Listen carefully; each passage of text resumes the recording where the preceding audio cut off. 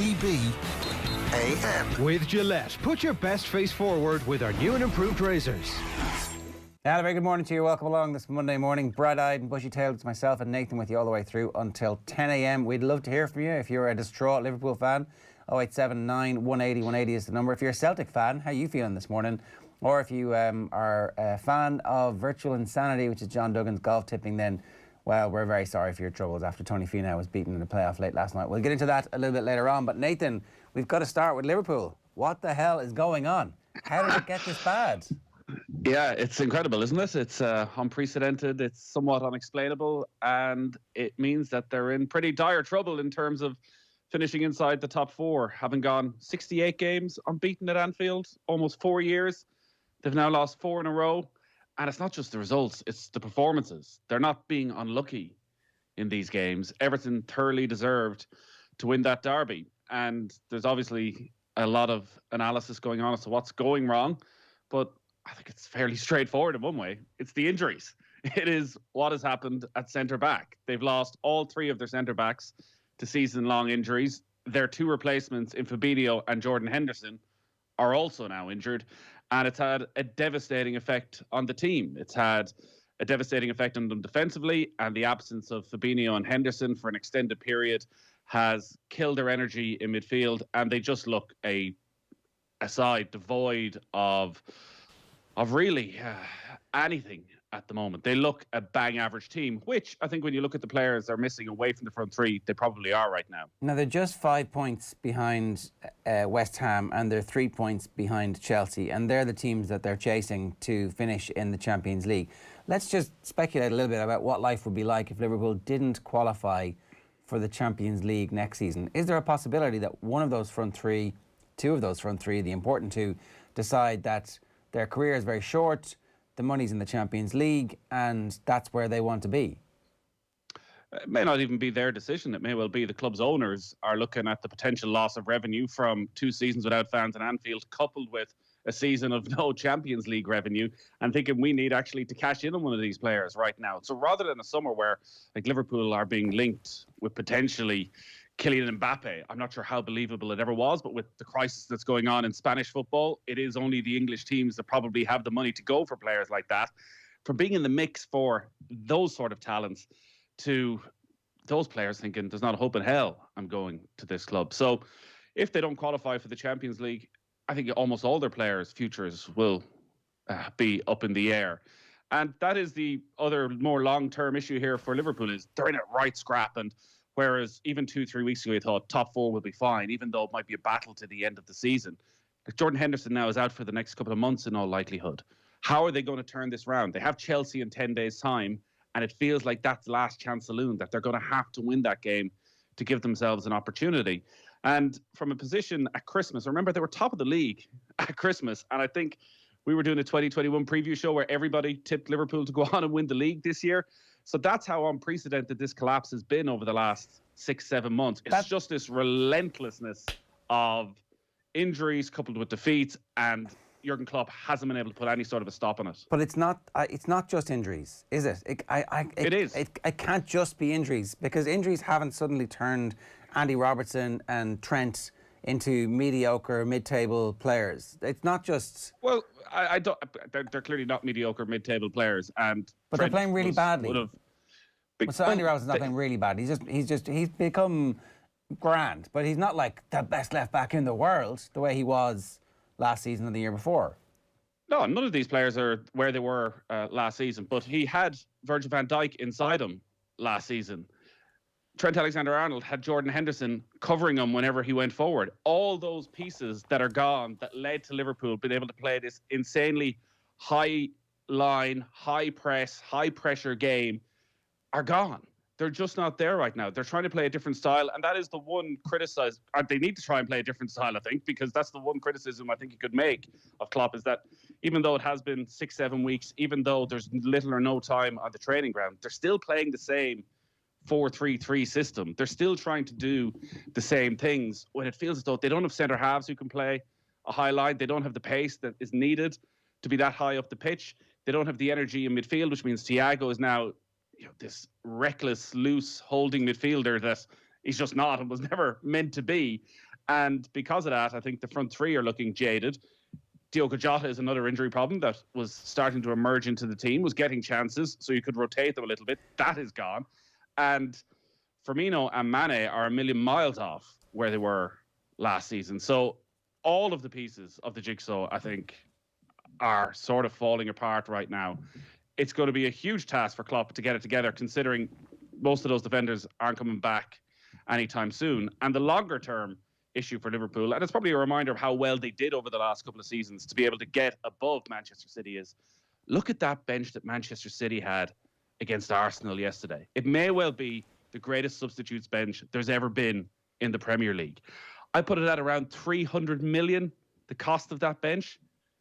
So they have the depths and the reserves that no other side have. They have the ability to go into the transfer market and either make mistakes or not expect players to perform straight away. You just look at that bench yesterday where like the backup right back is Kyle Walker at 50 million. The backup left back is Benjamin Mendy. Spent nearly 60 million on Benjamin Mendy. He's barely played in 4 years. But it's not a calamitous signing that ruins the club because they have other players. Ruben Diaz has come in, 60 million. Signing of the season without question. But he wasn't the only centre-back they signed last summer. They also signed Nathan Ake for 40 million.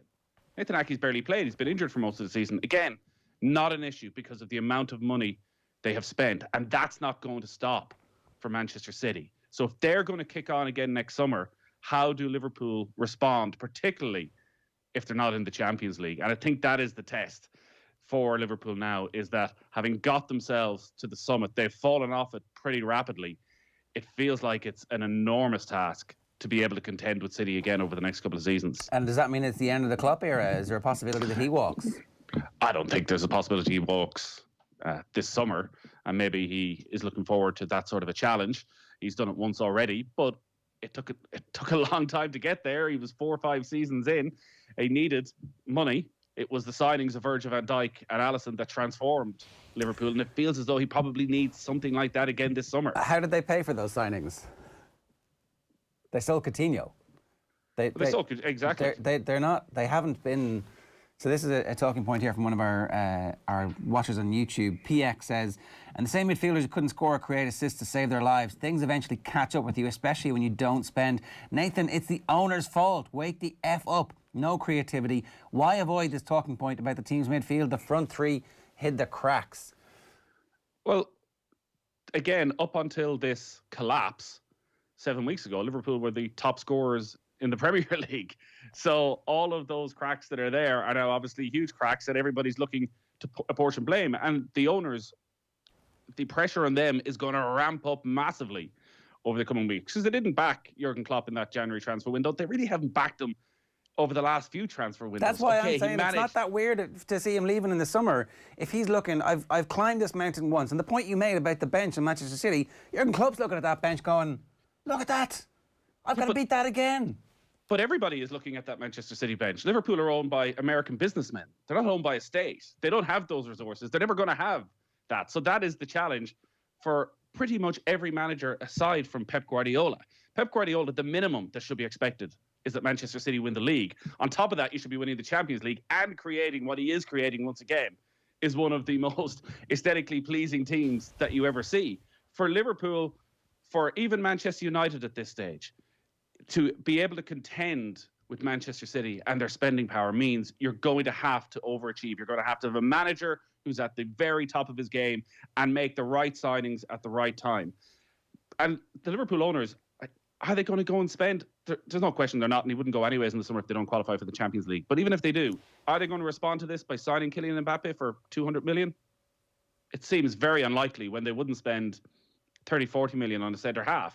The thing with again, Mbappe they're looking at a centre half in January. They're looking at centre halves. Again, when you look at the difference in Manchester City, if Liverpool sign Nathan Ake has to come in and make a difference. Nathan Ake can go to Manchester City and not play all season and nobody even notices. Yeah, well, I mean, there have been some of those signings. The Minamino's doing great now that he's out from under the tyranny of Jurgen Klopp. He looked like a proper Premier League player. Whatever transformation has happened on the bus down to Southampton, or however he got down there, he suddenly looks like a Premier League player. Look, we're going to come back to this because you've raised loads of issues that we need to tease out, and we'll get to David Meyler with those in a couple of minutes' time. 087 9 180 180 is the number if you want to get in touch with us. And we'd love to hear from you on the YouTube column comments as well. Robertson and Trent are always 10 to 15 yards further back on every attack these days. So it's a sequence of events that has resulted in everybody starting to play badly, as opposed to a cataclysmic lack of confidence across the club. But how did they get out of it? So we'll be talking about that. Very briefly, the golf last night. Tony Finau beaten in a playoff. Yeah, Tony Finau, eh? I was getting a lot of Mayo jokes sent to me after Tony Finau was beaten in the playoff. So Tony Finau is one of the best golfers in the world. Consistently for the last 5 years has been contending week in, week out. He is a regular feature on a Sunday evening on your television. He hasn't won in the last 5 years. He now has 10 runners-up finishes and 20 inside the top 5. So yeah, if you're backing him, you're going to get your nice each-way return. But last night was the opportunity. In one way, you can look at it and think he did everything right. He shot a 64 in the final round at Riviera, one of the great golf courses on the PGA Tour. But he set it up for as dramatic a final hour of golf as you will see. The one flaw, I would say, in that 64 was he didn't give himself a birdie chance on 18. So he got in the house on 12 under par. At that stage, he was one clear. Max Homa, who is a sort of journeyman golfer, very popular golfer. He's involved with some of the American golf podcasts, and he's very well known. But he comes up 18, hits the most sensational approach, shot of a lifetime on 18.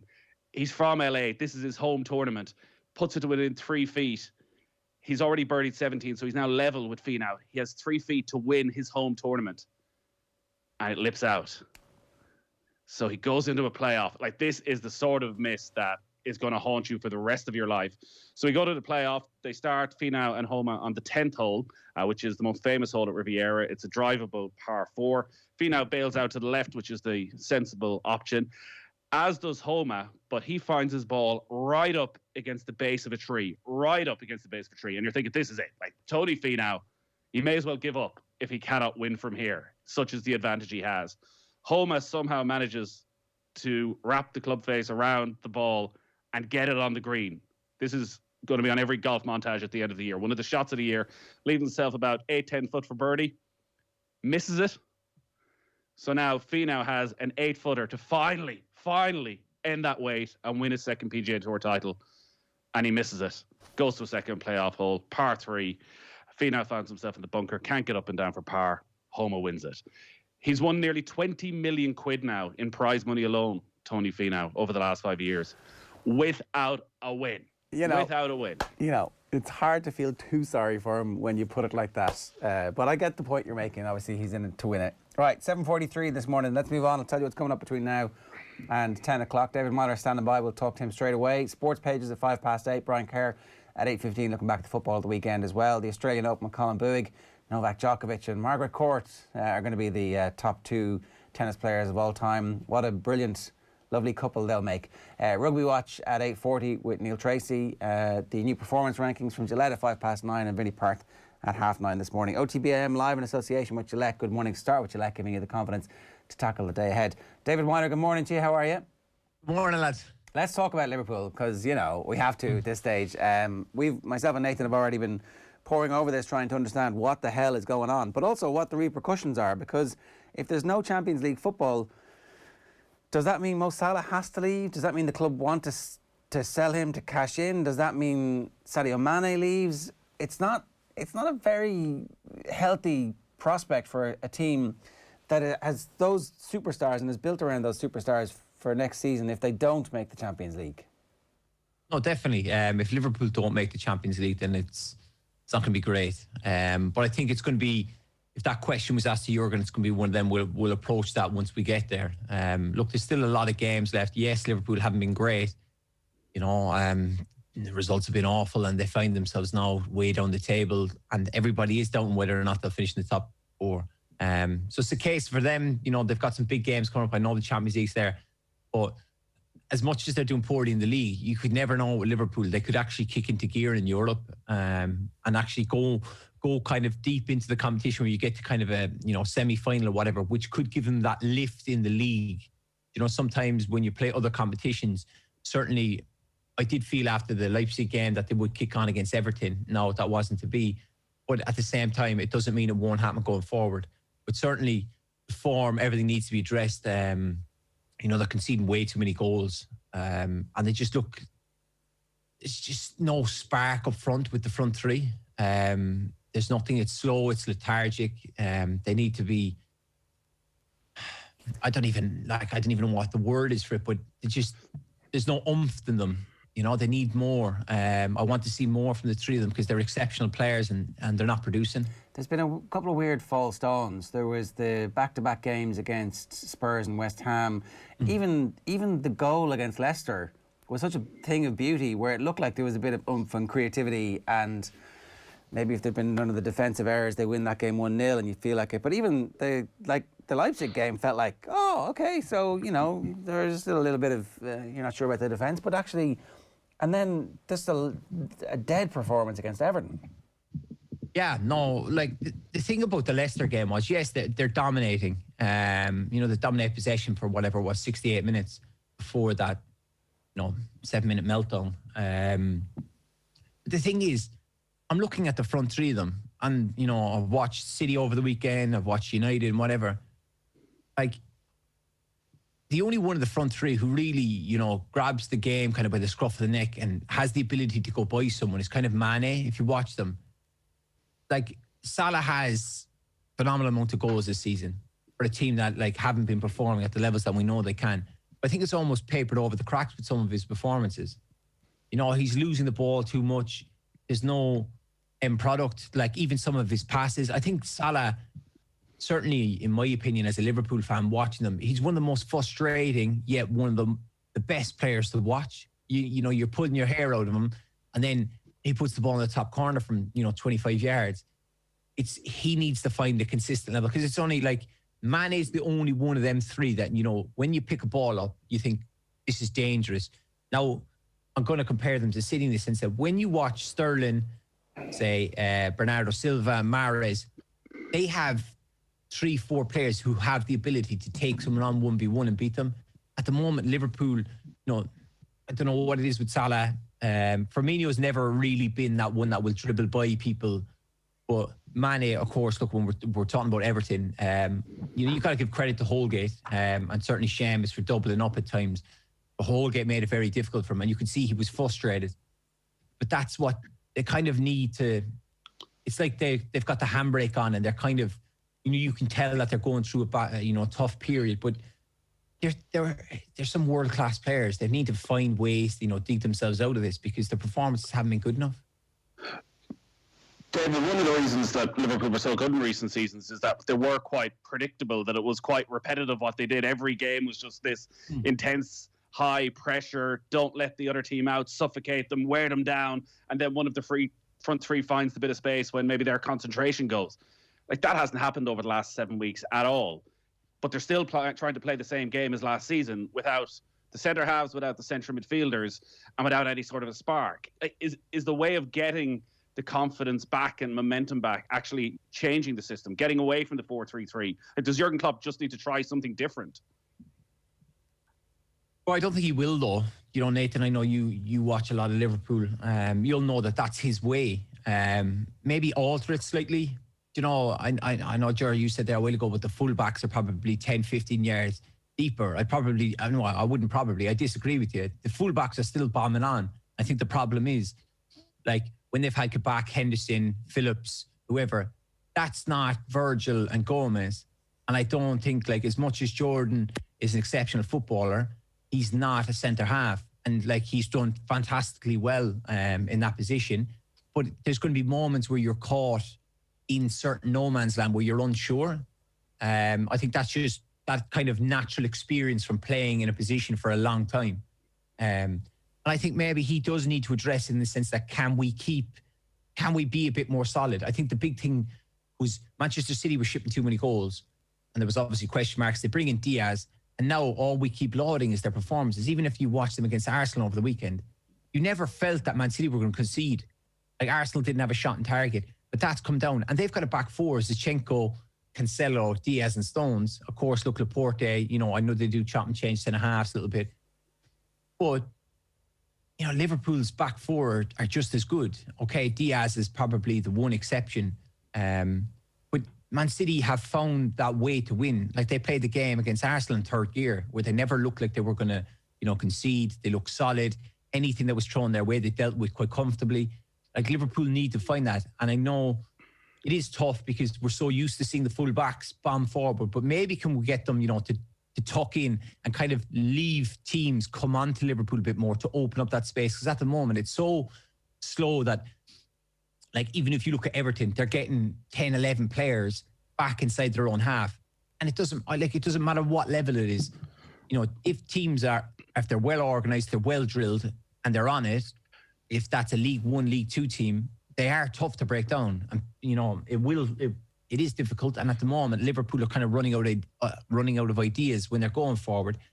And like I said, it's so slow and lethargic. And there was some stat that since, like, Thiago's coming to the team, they're averaging 65 more passes in the final third as opposed to a few years ago, which would suggest that it is slower and they're keeping the ball. They're almost playing like the way Man City play, where they just keep passing. We're used to seeing Liverpool play at speed. It's not direct football, but it has a sense of direction that it's just attack. It's just gung-ho, and it's like 100 mile an hour. At the moment, it's too slow and it's too lethargic. I totally understand that. And the point about the fullbacks was one of the YouTube commentators making that point. And I think that everybody is searching around for some reason. Nathan was saying it's the injuries, but you're saying that there's been a change apart from the injuries as well, that it's not just the injuries that has caused this. And it can't just be the injuries that they point to for the rest of the season if they are going to make the Champions League, because those injuries aren't really going to clear up in time. No, definitely. Look, Liverpool with Virgil van Dijk is a total different team. There's no getting away from that. But Virgil, unfortunately, is out and he's injured. And, from the moment of the Everton game where he picked up that injury, you're moving forward without him. The players would have more or less known that day that Virgil would have been out for the remainder of the season. You've got to move on. Look, of course, I would love him to be back playing centre-half for Liverpool. I'd be probably smiling and joking here thinking, they've beaten Everton if he was playing, and they'd be probably pushing Man City at the top two. But he's not there. You've got to address it. A lot of other teams have had a lot of injuries. I think Leicester have had one of the worst injury lists if you look at the players they've missed at certain moments, and they've found ways to continue on. And I think with Liverpool, there has been a lot of jokes and a lot of people saying that there has been a lot of excuses. And as a Liverpool fan myself, we have made excuses. We still have an exceptional team, exceptional players. We've got to find ways to win games. If you're the owner, sorry Nathan, if you're the owners, then you've got to make a big play this summer of making sure that Klopp hasn't had enough and isn't frustrated, and you've got to back him, and you've got to make sure that he is up for the fight of taking it to Manchester City next year. No, 100%. But at the same time, you need to sign the right players. It can't be a case of, we've seen, various different clubs sign players for 50, 60, 70 million, and it's not worked out. Whether or not the owners will give him money to spend like those sums or those amounts, we'll just have to wait and see, because obviously with them selling Coutinho, they could bring in Van Dijk and Alisson. So it is an interesting one whether or not they'll give him that amount of money to spend, and then it's a case of where do you spend. Jamie Carragher did a very interesting piece about every kind of year you're going to sign kind of 2-3 very important players, which is taking them on to the next level. Now he needs to find players that are going to bring them back to the level that they've been at. Ger, everything comes back to the injuries. If it was just Virgil van Dijk, Liverpool would survive. They would be in a scrap, you imagine, alongside Manchester City, because, as David says, every team has injuries, and Leicester have had injuries during this season, but actually it's worked out quite nicely that when one fullback's got injured, another one has come back. When one centre half has been injured, another one has managed to come back. Every team has injuries every season. Liverpool had injuries last season when Alisson misses 10 games, when Jordan Henderson is injured. Manchester City have had injuries this season with Sergio Aguero and Kevin De Bruyne. That happens. Give me another example where a club has lost every single one of not just their centre-backs, but then the two replacement centre-backs who were brought in for them. The only team that could survive that is Manchester City. There is no survive. Other side. So it's finish in the top four, finish sixth. Like where should they be? I mean, I think the point that David's been making is that the front three actually aren't playing as well as they need to, and that the midfield style has changed. The midfield style has changed because the midfielders aren't there. So they have lost Virgil van Dijk, the most transformative player in the Premier League of the last 2 or 3 seasons and what he did for Liverpool. They bought They've Thiago lost on Gomez purpose. and Matty. They bought Thiago on purpose, presumably to bring him change the in. style. No, to play him alongside Fabinho and Jordan Henderson, I'd imagine, in an awful lot of games. Fabinho and Jordan Henderson haven't been there. Like, did he make a mistake taking Jordan Henderson out of midfield? Should he have gone with one of the youngsters and kept Henderson midfield over the last few weeks? The stats would certainly suggest that he should have, because I think it's 2 defeats in 77 with Henderson in the middle of midfield, 5 defeats in 8 with Henderson at centre-back. But Henderson, last season, in almost every big game, was the key man for Liverpool. All of this is part, as I say, of the jigsaw of his style, and that is what David was talking about. This is the way he wants to play.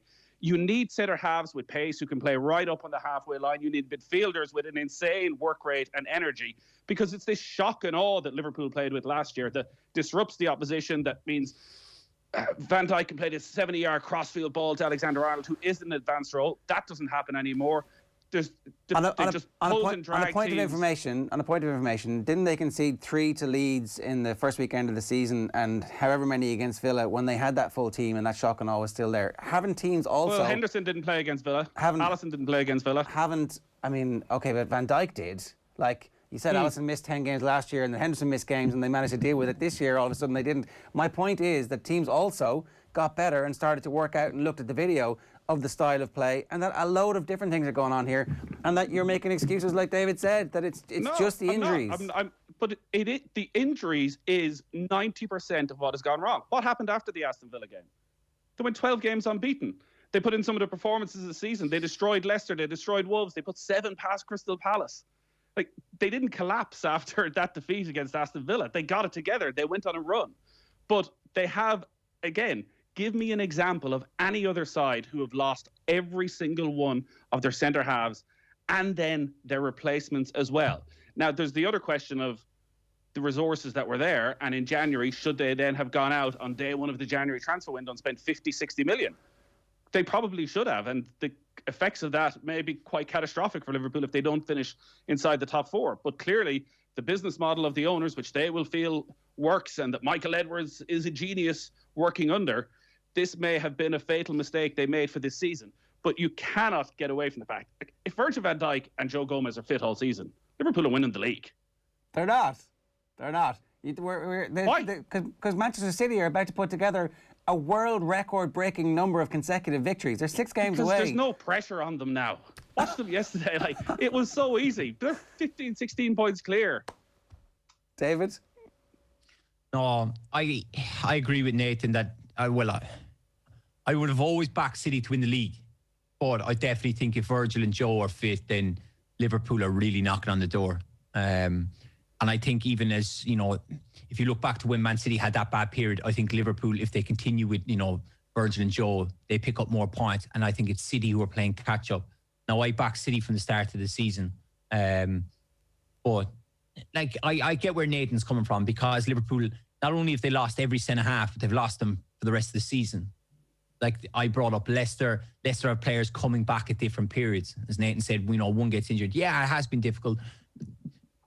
But you've got to get on with it, though, Nathan. We can't just sit here and kind of say we're missing, obviously Matip, Joe, Virgil, Fabinho. Obviously Jordan picks up an injury the other day. Don't know how long he's going to be out for.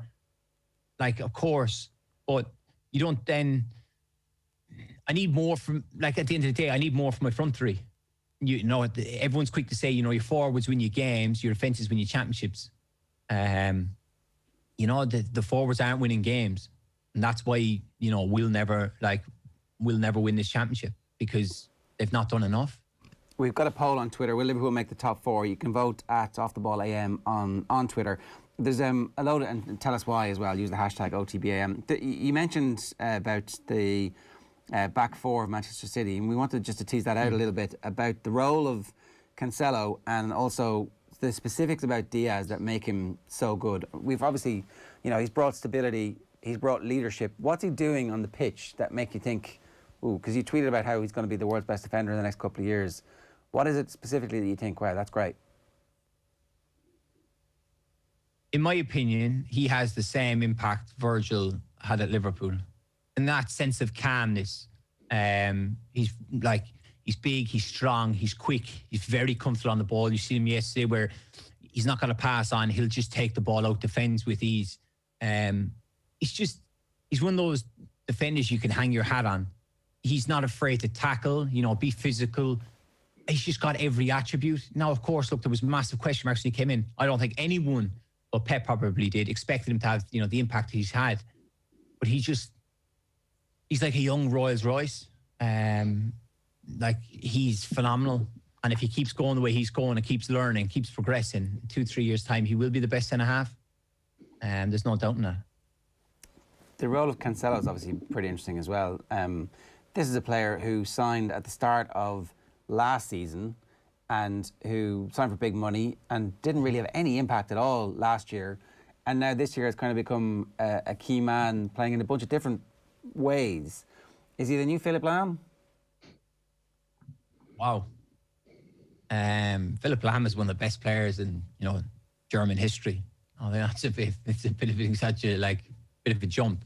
Cancelo, yeah, look, it usually does take these lads when they come over into the Premier League. It does take them in the best part of 6 to 12 months to settle in.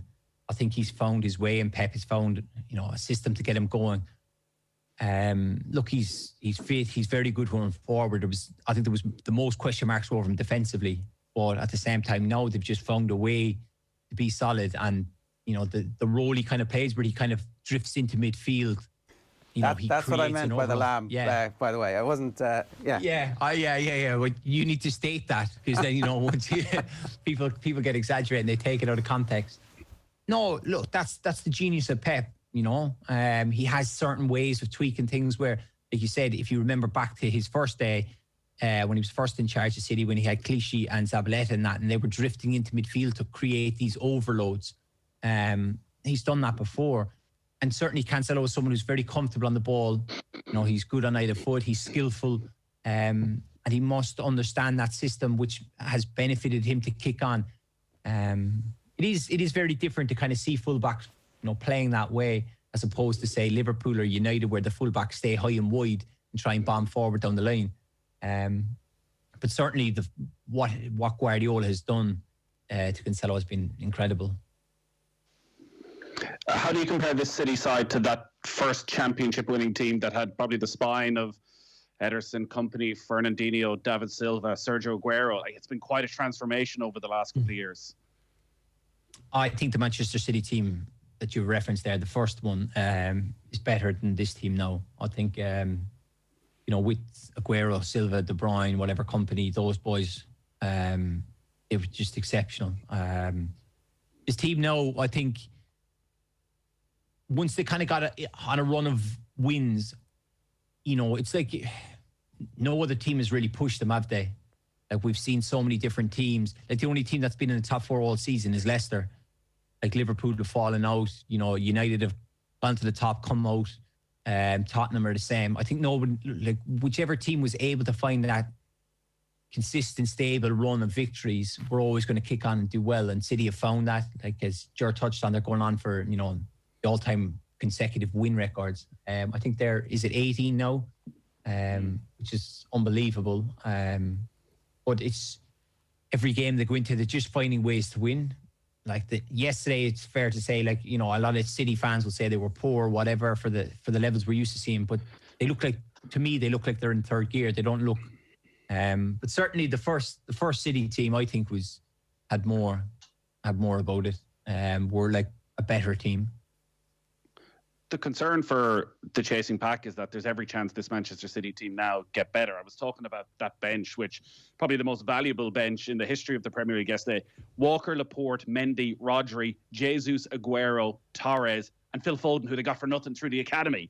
Over 300 million on the bench plus Phil Foden. And they're talking about signing Lionel Messi during the summer. I think Andy Mitten was on last week saying you'd have to imagine that if Haaland or Mbappe are going, that while Manchester City aren't top of the queue right now, they'll be right in the mix for them as well. City, we know, are going to invest, whereas the rest of the clubs, there's probably big question marks hanging all of them heading into the summer. No, definitely. I think that's been a big thing of Manchester City over the last few years. They're willing. Is it 500 million Pep spent on the defence, which is like unheard of. They just have the money, they have the funds, they're going to keep going. But at the same time, they're not untouchable. You know, if you look at the start of the season, they went through a really bad run of form. Of course, they've managed to put it all together, and now they're on this winning streak. But at the same time, they're going to come again, and teams are going to have to invest wisely. Not going to be able to spend the kind of money Manchester City are. So whether that be Liverpool, United, you're going to have to sign those 2-3 key players in key areas, because, you know, if City do end up getting, like, the big one, they're probably, I can't even say they're lacking, because you look at the form they're in, but kind of that next Aguero. Jesus, yes, is a very good player, but he doesn't look like he's up to the level of Aguero, as, you know, a young Sergio Aguero. Obviously Sergio's had his injuries, and I won't say his best is behind him, but like, it's tough for him to kind of, you know, chalk out a season of full 38 games. So if they were to get, say, Haaland, I don't think they'll get Mbappe. I think he's his heart on Real Madrid, in my opinion. Messi, it's a tough one. I still think there's that love for Barcelona that he won't leave. But time will tell. Yeah, you stick Haaland in that team, and all of a sudden the rest of world football is going, oh my God, how do we ever stop this? I did want to just chat briefly to, because we're kind of hurtling towards big games for Ireland very soon. Great to see Seamus Coleman in good form. Really unfortunate to see, I mean, obviously as a Liverpool fan, sorry, but it is great. I'm happy for him. I'm happy for him. Yes. I spoke to him after the game, and I said, no, I am happy for you. I think he was in pretty good form, was he? Oh yeah. I won't tell you what he said to me, but yeah. But I'm like, as much as I'm a Liverpool fan and I want Liverpool to beat Everton, like, it even pains me to say it, but he knows. Like, for me, I love Seamus, and, you know, he's one of my closest friends in football, and he's captain of Everton, and they've not done it since 2010, and, you know, for him, like, he'd been kind of in and out of the side.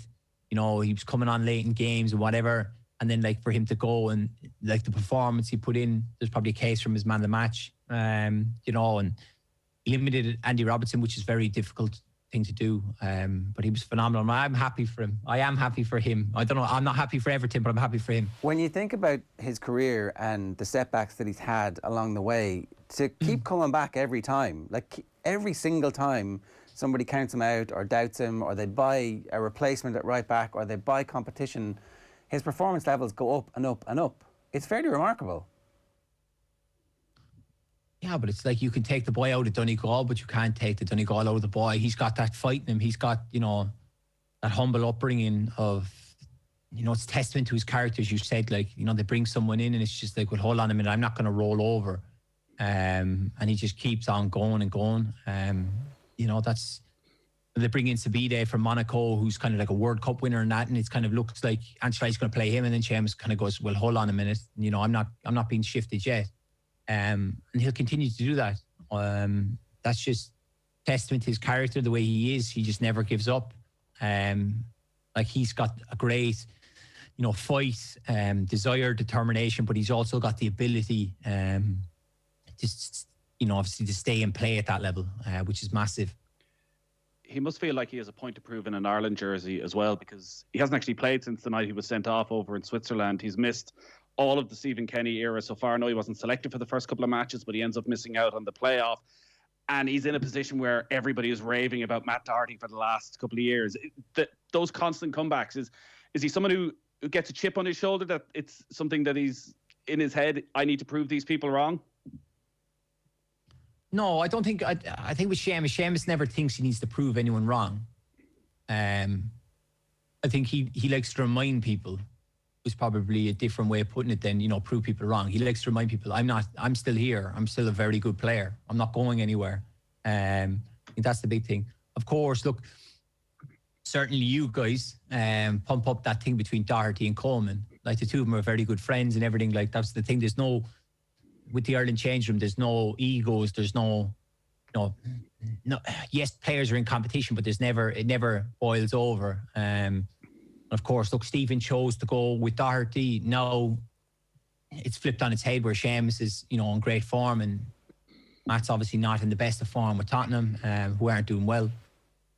You know, I think I've said this numerous times. I think they've lost They needed Seamus's leadership. I think even for someone like Shane Duffy, if Seamus plays alongside him, you see a totally different Duffy. Seamus he's a captain, he's a leader, and he'll bring those qualities onto the pitch. It's all good and well being, in and around the place before a game, and trying to lead the team and give them experience, and try and calm them down or talk to them, encourage them, whatever it might be. But on the pitch is totally different, because that's where it really matters. And if Duffy, say for argument's sake, is going to play, I don't know what obviously Stephen's going to do. I think if Seamus plays alongside him, we'll see a totally different Duffy. All right, that's something to hope for anyway. David, great stuff. Thanks a million for joining us this morning. Guys. Cheers. Thank you. David Meyler giving us some good thoughts there about the weekend's football. We'd love to hear from you as well. 0879 180 180. It is 11 minutes past 8. Still to come, we've got the fallout from the Australian Open, rugby with Neil Tracy, and some more football with Brian Kerr. Back with the sports pages after these. OTB AM. This is OTB Sports Radio. Off the ball. I guess I was that bit younger in your Premier League days. I didn't realise the Irish accent had survived this much. I have to crank it down a bit with English people. And when I first started on Sky TV, they were very, very conscious of certain words I couldn't pronounce. Words with TH in it I found very, very difficult, so I'd have to practice. I'd be dreading them say, was it a Thursday match and whatever, and they were trying to explain to me there was a H in the word Thursday and it wasn't TURS. Off the ball. Weeknights from 7 and weekends from 1. This is OTB Sports Radio, live 24/7 on the OTB Sports app. Check out the Boyle Sports app today for details on which football match is getting the no-lose treatment this week. Plus, study the form with our Racing Post Spotlight before watching the action with free live streaming on all UK and Irish horse races. See the Boyle Sports app for full T's and C's. Boyle Sports. This is betting. Gamble responsibly. See gamblingcare.ie 18+. Watson, you're welcome to Golf Weekly. Hey, this is going to be fun. Very happy to say European captain and, of course, 3-time major winner Padraig Carrington joins us. Today's special guest on Golf Weekly is Lee Westwood. Thanks very much. Yeah, I'm honoured and delighted. Let's bring in Paul McGinley, who joins us now. Paul, you're very welcome. Shane Lowry, how are you keeping? I'm good, thanks, yeah. Well, I'm as good as I can be. The biggest names in golf and Ireland's best golf podcast, Golf Weekly, now exclusively available on Patreon. Go to otbsports.com/Golf Weekly to sign up now. OTB AM. With Gillette, put your best face forward with our new and improved razors. It's 12 minutes past 8 this morning. You're very welcome along if you've just joined us. Going to get into some of these comments, Nathan. Nathan is too emotionally attached to be objective in his assessment. Owen Sheehan and Phil Egan will be better to discuss this.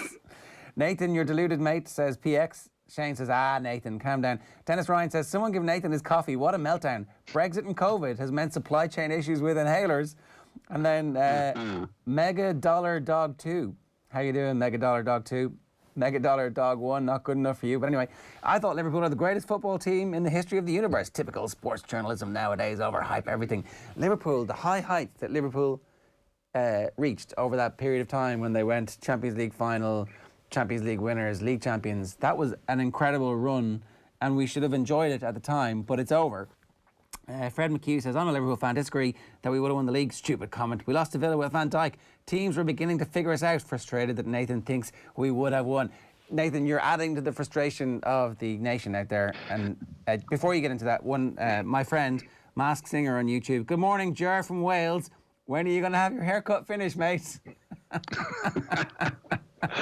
Wowzers. That's a good one, Masked Singer. You're welcome anytime. I, for one, welcome our new Welsh overlords. It's noticeable, too, that Wales have managed to fluke their way to 2 successive victories, and now, all of a sudden, all the other teams are falling apart. COVID is ripping France apart, and it's like, the Wales are going to win a Grand Slam, aren't they? Thanks for digging me out of a hole there again, Ger. That's going to be it. Do you want to respond to anything, any of the... how are your inhalers going, or what are you smoking? Here, I would agree with David that Liverpool can't just throw their feet up for the rest of the season and go, our defenders are injured, we missed out in the top 4. Tough. But they would be right there if these injuries hadn't happened. There's no question about that. And the reactionary nature to it is, I think, Ger, probably more from you than from me, because we discussed this pre-Christmas where you felt Liverpool were going to win the league. They were top of the league at Christmas. So most people felt that Liverpool were going to be right there. And this thing of Aston Villa had figured them out because of what happened against Aston Villa. They've been figured out. Yeah, they weren't going to get to 100 points. They weren't going to win it by 25 points or 16 points. They were going to probably be right there till the end of the season with Manchester City, but they would have been right there. And like Manchester City conceded 5 against Leicester. Was it the same weekend or in or around that game against Aston Villa? They had a slow start of the season. They've gone on this ridiculous run of form. But I think for this season, Liverpool would have been right there. But now it's looking ahead to trying to finish inside the top 4. And as you say, I think that team that won a Champions League and won a league feels quite a bit away now from getting back there, and it's going to be just as tough for them to get back there because of what Manchester City have been able to do and will continue to do. Okay, Phil, look, my answer to that would be new information came to light and I've changed my opinion on these things, like, as opposed to reacting. It's like you see these things happen and they're not the same team. It turns out that Trent isn't a world-class right-back, and if he was truly a world-class right-back, he wouldn't automatically just need someone playing inside him. Andy Robertson, a good player, but clearly they are completely, it turns out, reliant on the Virgil van Dijk. And I mean, I don't know, is that going to be the case into the future? Is he definitely going to come back the same player? I don't know. Are they going to, if they're not in the Champions League next year, are they going to be able to keep hold of the current squad? Does an automatic pay cut kick in for some of those players if they're not in the Champions League, and will they be happy with that next year? That contractual situation, there's a lot riding in that over the next couple of months. So, new information came to light is the biggest cop-out I have ever heard. What? 7 weeks ago, I felt Liverpool were going to win the league, but now that they've gone on a run of losing 6 of their last 9 games, I've decided that maybe they may not. I mean, I've changed my mind, yeah. I did change my mind. And like, that's what you're supposed to do when new information comes to light. But nobody in the world thinks they're going to win the league right now. Right, it's 20 minutes past 8. No, it's not. It's 17 minutes past 8. A quick look through the back pages of some of the tabloids. Still in with a shout. Solskjaer and Sis United have not given up their title pursuit. They are not in with a shout. Somebody needs to tell Solskjaer this. It's New Heights. Not great away jerseys was one of the themes of the weekend. That City jersey, not very good. The Leinster away jersey, also not great. That's Sterling head City to 13 in a row as United reclaim second. It's also stuff from the Arsenal game that is on the front of the Telegraph. City close in on world record to leave Guardiola awestruck. Clucko will be back, says Fenton. I mean, obviously, that's what he hopes, I think, as opposed to it being entirely confirmed just yet. Half of Chiefs want Senior Football Championship shift. The Independent are doing a series of polls of the county board chairman, and it's some interesting stuff. Where they've actually asked all the county board chairman questions like, do you favour retaining the provincial championships as the basis for the All-Ireland Football Championship, or is the option of a summer-based league, as proposed by the Fixtures Calendar Review Task Force, more preferable? A summer-based league would be amazing. It would be like the perfect solution. Antrim, first up, you're thinking, I'd say they've won 2 championship matches in about 150 years, so they're obviously going to be in favour of it, right? Their chairman, Kieran McCavanagh, says provincial championships should be maintained in current format. 1951, the last time Antrim won the Ulster Championship. Oh, but it's working for us. Louth, you're thinking, no, look, they're definitely the type of county, get a bit of a run on in Division 3, become a Division 2 team, have some big games, fill whatever ground they might have available to them. Peter Fitzpatrick, the league is being downgraded here, he says. In my view, and it is the bread and butter for a lot of counties. They're literally making the league better by moving into the summer. It's the complete opposite of being downgraded. But no, the league is being downgraded here, in my view, and is the bread and butter for a lot of counties, especially one like Louth, where you would have your best players playing in sunshine and having like massive partisan home crowds in whatever ground that you've got managed to sort out for yourselves there, lads. I'd like to continue concentrating on a 7-match league programme in spring with championship in summer with the addition of the Tailteann Cup as it is. How are you supposed to help these people when they won't help themselves? Yeah, it is a good insight when you see it all written down into the conservatism that is there among the county board chairman. And I would say also a bit of fear of saying the wrong thing for the repercussions internally if they were to give their opinion, and don't want to show weakness in any way to either counties in their province or to Dublin. That, yes, changing it may benefit us, but we can't say that because, well, it's accepting defeat. The other idea was, the 4/8. So we have 4/8 makes 32. 32 counties divided by 4 equals 8, divided by 8 equals 4. 4 provinces of 8. Hooray, we fixed it, right? But did you know how this is going to work? I was like, how will that work? Does one county just get shifted in forever? But what happens is you play a preliminary round in your existing province, and if you get beaten, you get shunted into your secondary province. So everybody who gets knocked out in the preliminary round in Ulster and Leinster would then find themselves marooned in Connacht.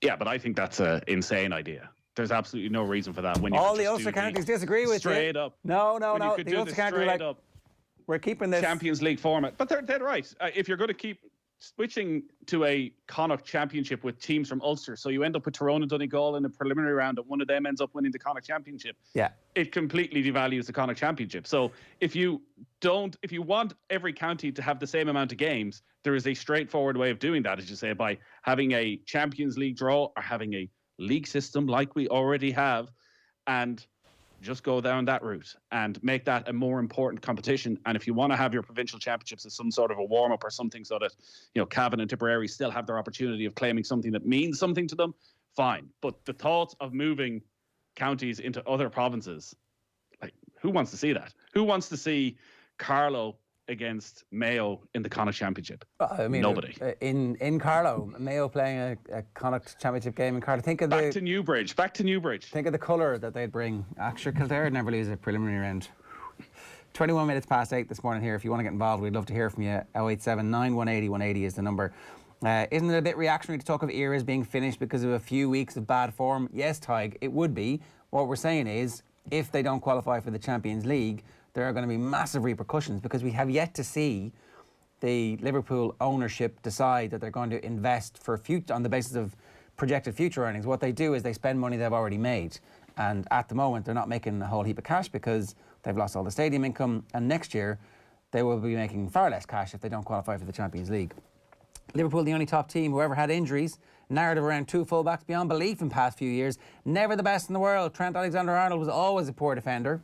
No matter what happens at Liverpool, Klopp deserves a chance to rebuild for next season. It's not about whether or not he gets the chance to rebuild, it's whether or not he has the desire to rebuild when you have the juggernaut of Manchester City to contend with. That's the... Whether he has the money to rebuild. Well, yeah, and also, like, how many times can you achieve something what he's achieved? It would be incredible for him to be able to do it again. But almost no managers have been able to rebuild at the same club a second team. Like, obviously Ferguson did it, Wenger did it a little bit, but who else has actually managed at the same club without leaving and coming back to be able to do it? Well, what Guardiola is doing now is the most impressive, considering where they were last season. Well, no, it's not the most impressive. It's not, because Ferguson did it without the 500 million and Wenger did it without the 500 million. So, in the hierarchy of things. Yeah, but I think it feels as though maybe even things have changed a bit since the Wenger and Ferguson era, because the only way you can do it is with the 500 million. Yeah, well, certainly nowadays, because City had the 500 million. Right, 8:23 this Monday morning. We're talking rugby with Neil Tracy after 9 o'clock, and later on this hour, we've got the Gillette performance rankings and the fallout from the Australian Open. Right now, though, we've got Brian Kerr, who joined Nathan on Sunday's OTB for live commentary of Leicester against Villa. Here he is talking about Liverpool, Moyes and Leicester. Well, Brian, we've just watched Leicester move up to second in the Premier League table, a 2-1 win over Aston Villa. Not the most convincing performance, but 3 points and 3 very valuable points. Yeah, 3 very important points for them. Aston Villa, no easy challenge nowadays. Mixed form at home, I think, from Villa, but as we know, Leicester have had brilliant away form. Only the 1 defeat this year, but they made hard work of it. Thought they haven't got off to such a good start and got two goals up by the middle of the first half. And looked like they might win the game rather easily. Conceded the goal in the second half early enough, and we ended up hanging on a bit towards the end. But given the circumstances where they have some important players out injured, and their squad is somewhat depleted, I think it was a good victory. And then Maddison going off in the second half of the match forced changes in the middle, forced them into a more defensive change really. But a very good win in the overall context of the league, and where Leicester themselves might finish this season. 8 goals now this season in the Premier League for James Maddison, 9 for Harvey Barnes, two very young, talented players. Like, Leicester are established now in the top 6, but you mentioned during commentary they are still a selling club. Ben Chilwell went last summer to Chelsea. What are the limits for those two? How good do you think they can be? Well, I think Maddison has proved himself in making the step up from Norwich. He was championship player over the last 2 seasons. People, particularly the first year, people wondered would he be able to make that step up, and he's certainly done that and more. And now he finds himself where he's in contention to get into the English squad, let's say. He's a very, very good player, and his ability to score goals and make goals is very noticeable, I suppose, is what you'd say. I mean, he's different from other players that Vardy has played with in the past, and there's a really good relationship. He said when he went there, he thought he would click with Vardy, and he certainly done that. His goal today wasn't a brilliant goal. It was a good goal. Maybe the goalkeeper should have done better, but typical of him to find that little bit of space outside the edge of the box and beyond the spot, and to pick it up off Barnes and stick it in the net. Barnes, you know, he's another lad. He's such a young player, and he seems to find it no bother to keep defences under pressure. He's a great honesty about him too. His work rate, getting back up and back on the left hand side. He can drift across the line and play on the right hand side of the thing too. How far they can go, whether Leicester will always have them, it's hard to know. I think they're the sort of players that could end up being at Leicester for a few years with any of the clubs with bigger financial muscle and a higher profile than Leicester want to take them. I think that remains to be seen. I think, you know, I'm not sure they'd be. Barnes might be a Liverpool type player. He could be a Manchester United type player. Not sure Maddison, there's a space for him at either of those clubs as yet. Chelsea have already bought up a lot of those type of players. They have a gang of them who want to play just behind the front man. So, you know, maybe Leicester can hang on to them for a while and they can continue to flourish there. They're now 6 points clear of Chelsea in 5th. Last season they faded and couldn't quite get Champions League football. I think they finished that game with, say, 2 attacking players, 9 defensive-minded players. Brendan Rodgers as a manager and how he's developed, is that a more pragmatic Brendan Rodgers that we're now seeing that will actually see Leicester see this through and finish in the top 4? There might be an element of that with him. Last season look, it was a very unusual season, and I'd be slow to be critical of Brendan Rodgers or any manager dealing with the whole thing of the close down, not being able to train with the players as a squad not training when stop the march, and then it restarts and you don't know what condition the players are in, and the matches are packed in, there's no crowds, and so on and so forth. It didn't go well for them after they returned Leicester, and they ended up, I think it was, as I said earlier, I think they got 4 wins in the last 17 games, which wasn't really top 4 form. It was their form up until then. So I think you have to give some allowances for that fall off in the form in the second half of the season. Maybe he has been a little bit more pragmatic in that late on today. He understood that it didn't really matter whether it looked very well. He brought on Mendy, brought on Chowdhury, brought on Amartey, all defensive type players, and he's playing 5-4-1 and Vardy's up there and they hang on. By next week, no one will remember that they were hanging on a little in the last quarter of an hour of the game. People say, oh, another good victory away against Villa for Leicester. Their away form is exceptional. 9 wins, 3 draws, 1 defeat. I think it's sensible and pragmatic, and if Brendan Rodgers has added that to his tactical nuances, that's fair enough too. I think anything is acceptable for Leicester to do to try and make that top 4. And if that means not having loads of attacking players on the pitch late in the away game, so be it. If Leicester have shown signs of this over the last couple of seasons, I don't think anyone was expecting West Ham to be in the mix for a top 4 spot. They're in the top 4. They beat Tottenham today. It's a heck of a job David Moyes has done, and I heard you talking earlier on a personal level, a bit of redemption for him after some difficult years. Yeah, well, that might be just me, but I wouldn't say it's just me. I think lots of people around the coaching scene over the last number of years have liked David Moyes because he's been very generous with his time.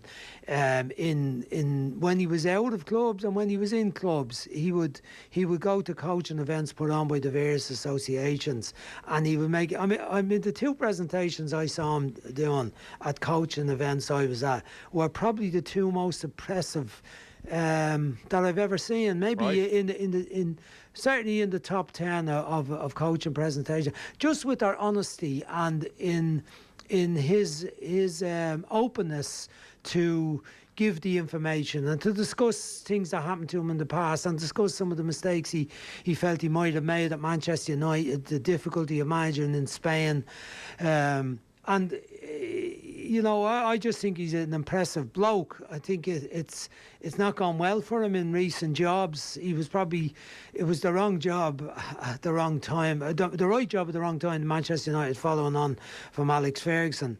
But I'm pleased for him now that it's going so well for him. West Ham is a difficult club to manage. It's a difficult ownership who seem to want to have plenty of involvement and plenty of say in how things are run. Seem to have signed a lot of bogey players over the years. The recruitment hasn't been very good. But David Moyes, he was in for a short time, then he's out, then he's back. They've spent a lot of money in between. It didn't seem like it was money well used. And now he's in there and he's having an impact. And the players that have been chosen, the recruitment has been better.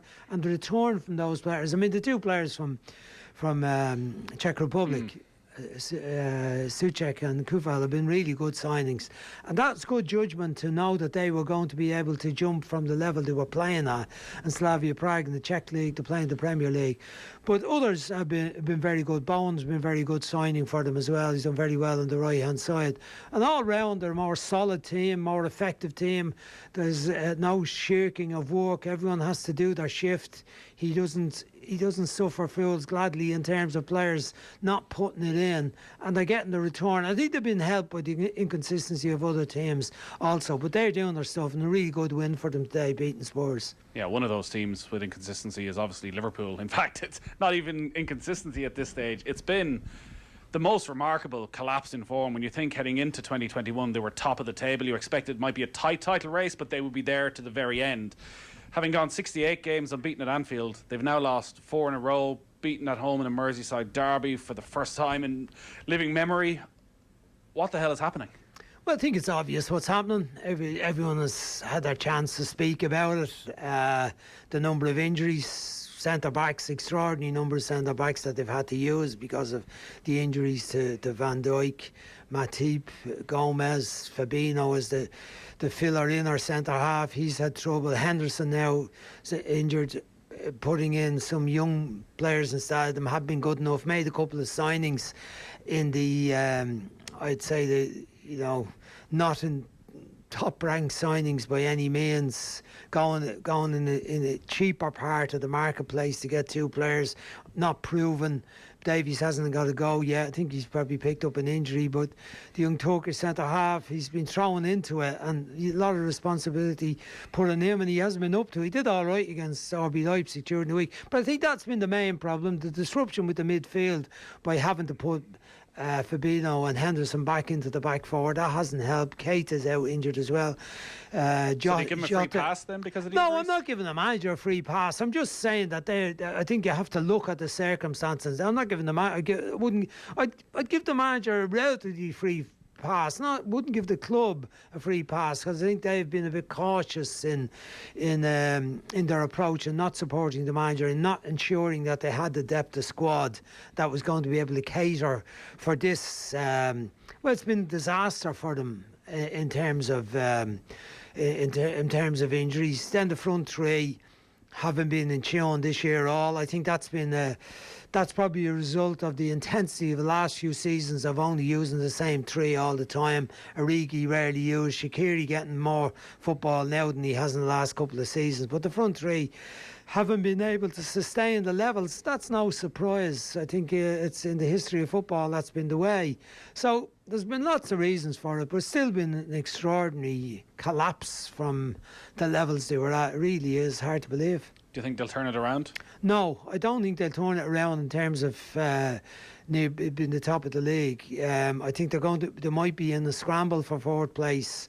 That's about the best they can get to, I think, at this stage. I think it's hard to see them going on the run. I know everyone has said, well, they have the ability to go on a run and win 10 games in a row or something. I don't see that at the moment. I see the centre-back thing is still going to be a problem till the end of the season, until some of those players get fit again. And the reliance on those front three, if Jota doesn't come back, will continue to cause them a problem. So I think their concentration may now become on the Champions League, and that may be the way. I mean, that's the only competition really that they can win now. So I think that's the road they'll be going. Yeah, Brian Kerr there, agreeing with almost everything that I said earlier on, Nathan. Sure, you were armed with the wisdom and the wit of Brian Kerr, having spoken to him yesterday. But sure, look, you can't win every day, I guess. 8:36 this morning here. Is your mic up? Is it? I can't understand if it's actually live or not. How did he agree with what you said? I'm pretty sure he no point in, put it down to the absence of the defenders. I'm not giving the manager a free pass. That's all. I'm not giving the manager a free pass. Really? Sounds a little bit like it. Let's go on. We can have this conversation a little bit later on, because I think we might have an opportunity to in a new slot that's coming up. It's 8:36 this morning. OTB AM is live in association with Gillette. Good morning. Start with Gillette, giving you the confidence to tackle the day ahead. It is time for us to turn our attention to the Australian Open with Colm Boohig. Colm, good morning to you. How are you? Morning, Ger. Morning, Nathan. Last time I spoke to you, I was full of the joy and possibility that we might end up with Nadal versus Djokovic, but then Nadal just couldn't do it and didn't make it. And Novak Djokovic and Margaret Court are ultimately, when this all finishes, going to be the two most winningest Grand Slam champions of all time. And what a beautiful couple they will make. What a match made in heaven they are.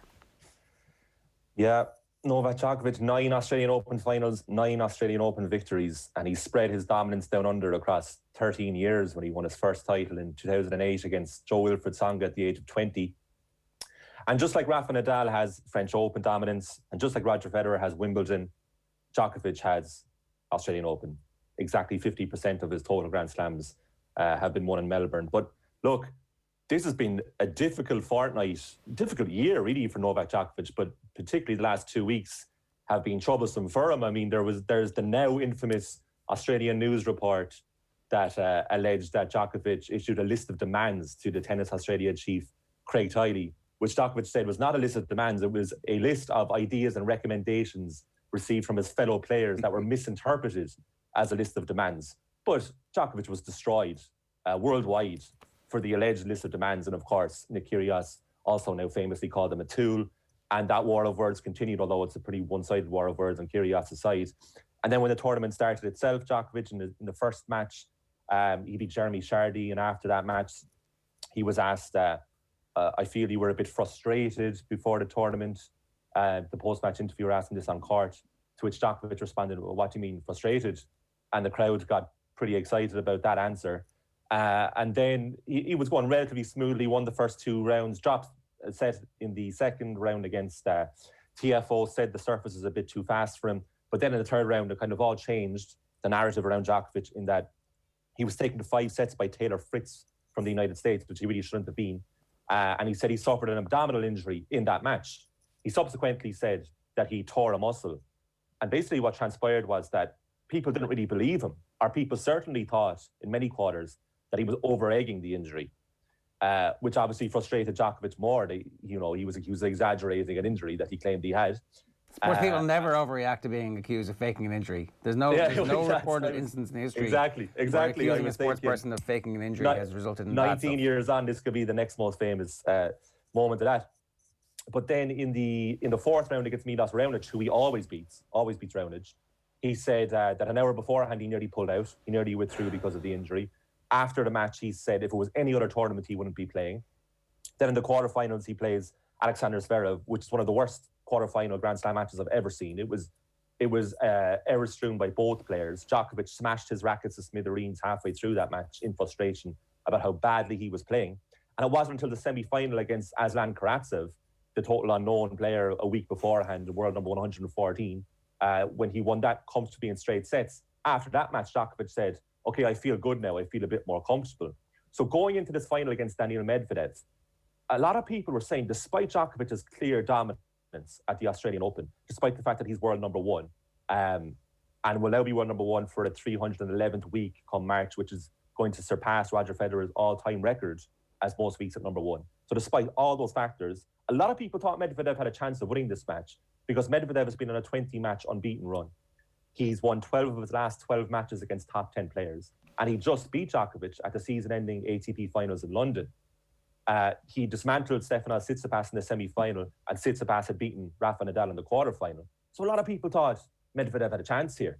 Lo and behold, in 2 hours, Djokovic has destroyed Medvedev at 33 years of age. 8 years Medvedev's senior. Djokovic won his 18th Grand Slam title. He's now just 2 behind the other big 2. And he showed everybody, because that first set could have gone either way, and he won it right at the end of it. He broke Medvedev at 6-5. Medvedev broke in the first game of the second set, and he won only 3 more games after that. That's how dominant Djokovic was. He's still world-class. He's still unbelievable. He's still the best, regardless of what people think of him. Yeah, he and more than likely will end up with the most Grand Slams. At this stage, you would make him favourite to do so. I'd say it's going to be the toss of a coin between him and Nadal. They'll both definitely surpass Federer, who was approaching 40 years of age, hasn't played in over a year, had knee surgery last June, almost certainly won't win another Grand Slam. Famous last words, but I doubt he will. So it's going to be neck and neck between Nadal and Djokovic. And Goran Ivanisevic, who was one of Djokovic's coaches, said just that in his post-final press conference, because the coaches get interviewed as well in press conferences, and Ivanisevic said it's a straight shootout between Djokovic and Nadal. And he also said that Djokovic really needed this win, and he did. Djokovic has not had a good last 12 months for reasons that we all know, but even in just tennis terms, that disqualification at the US Open, he was probably going to at least get to the final of that US Open. And then, by his standards, his pretty drab display against Nadal at the French Open final. So he really needed this victory. Okay.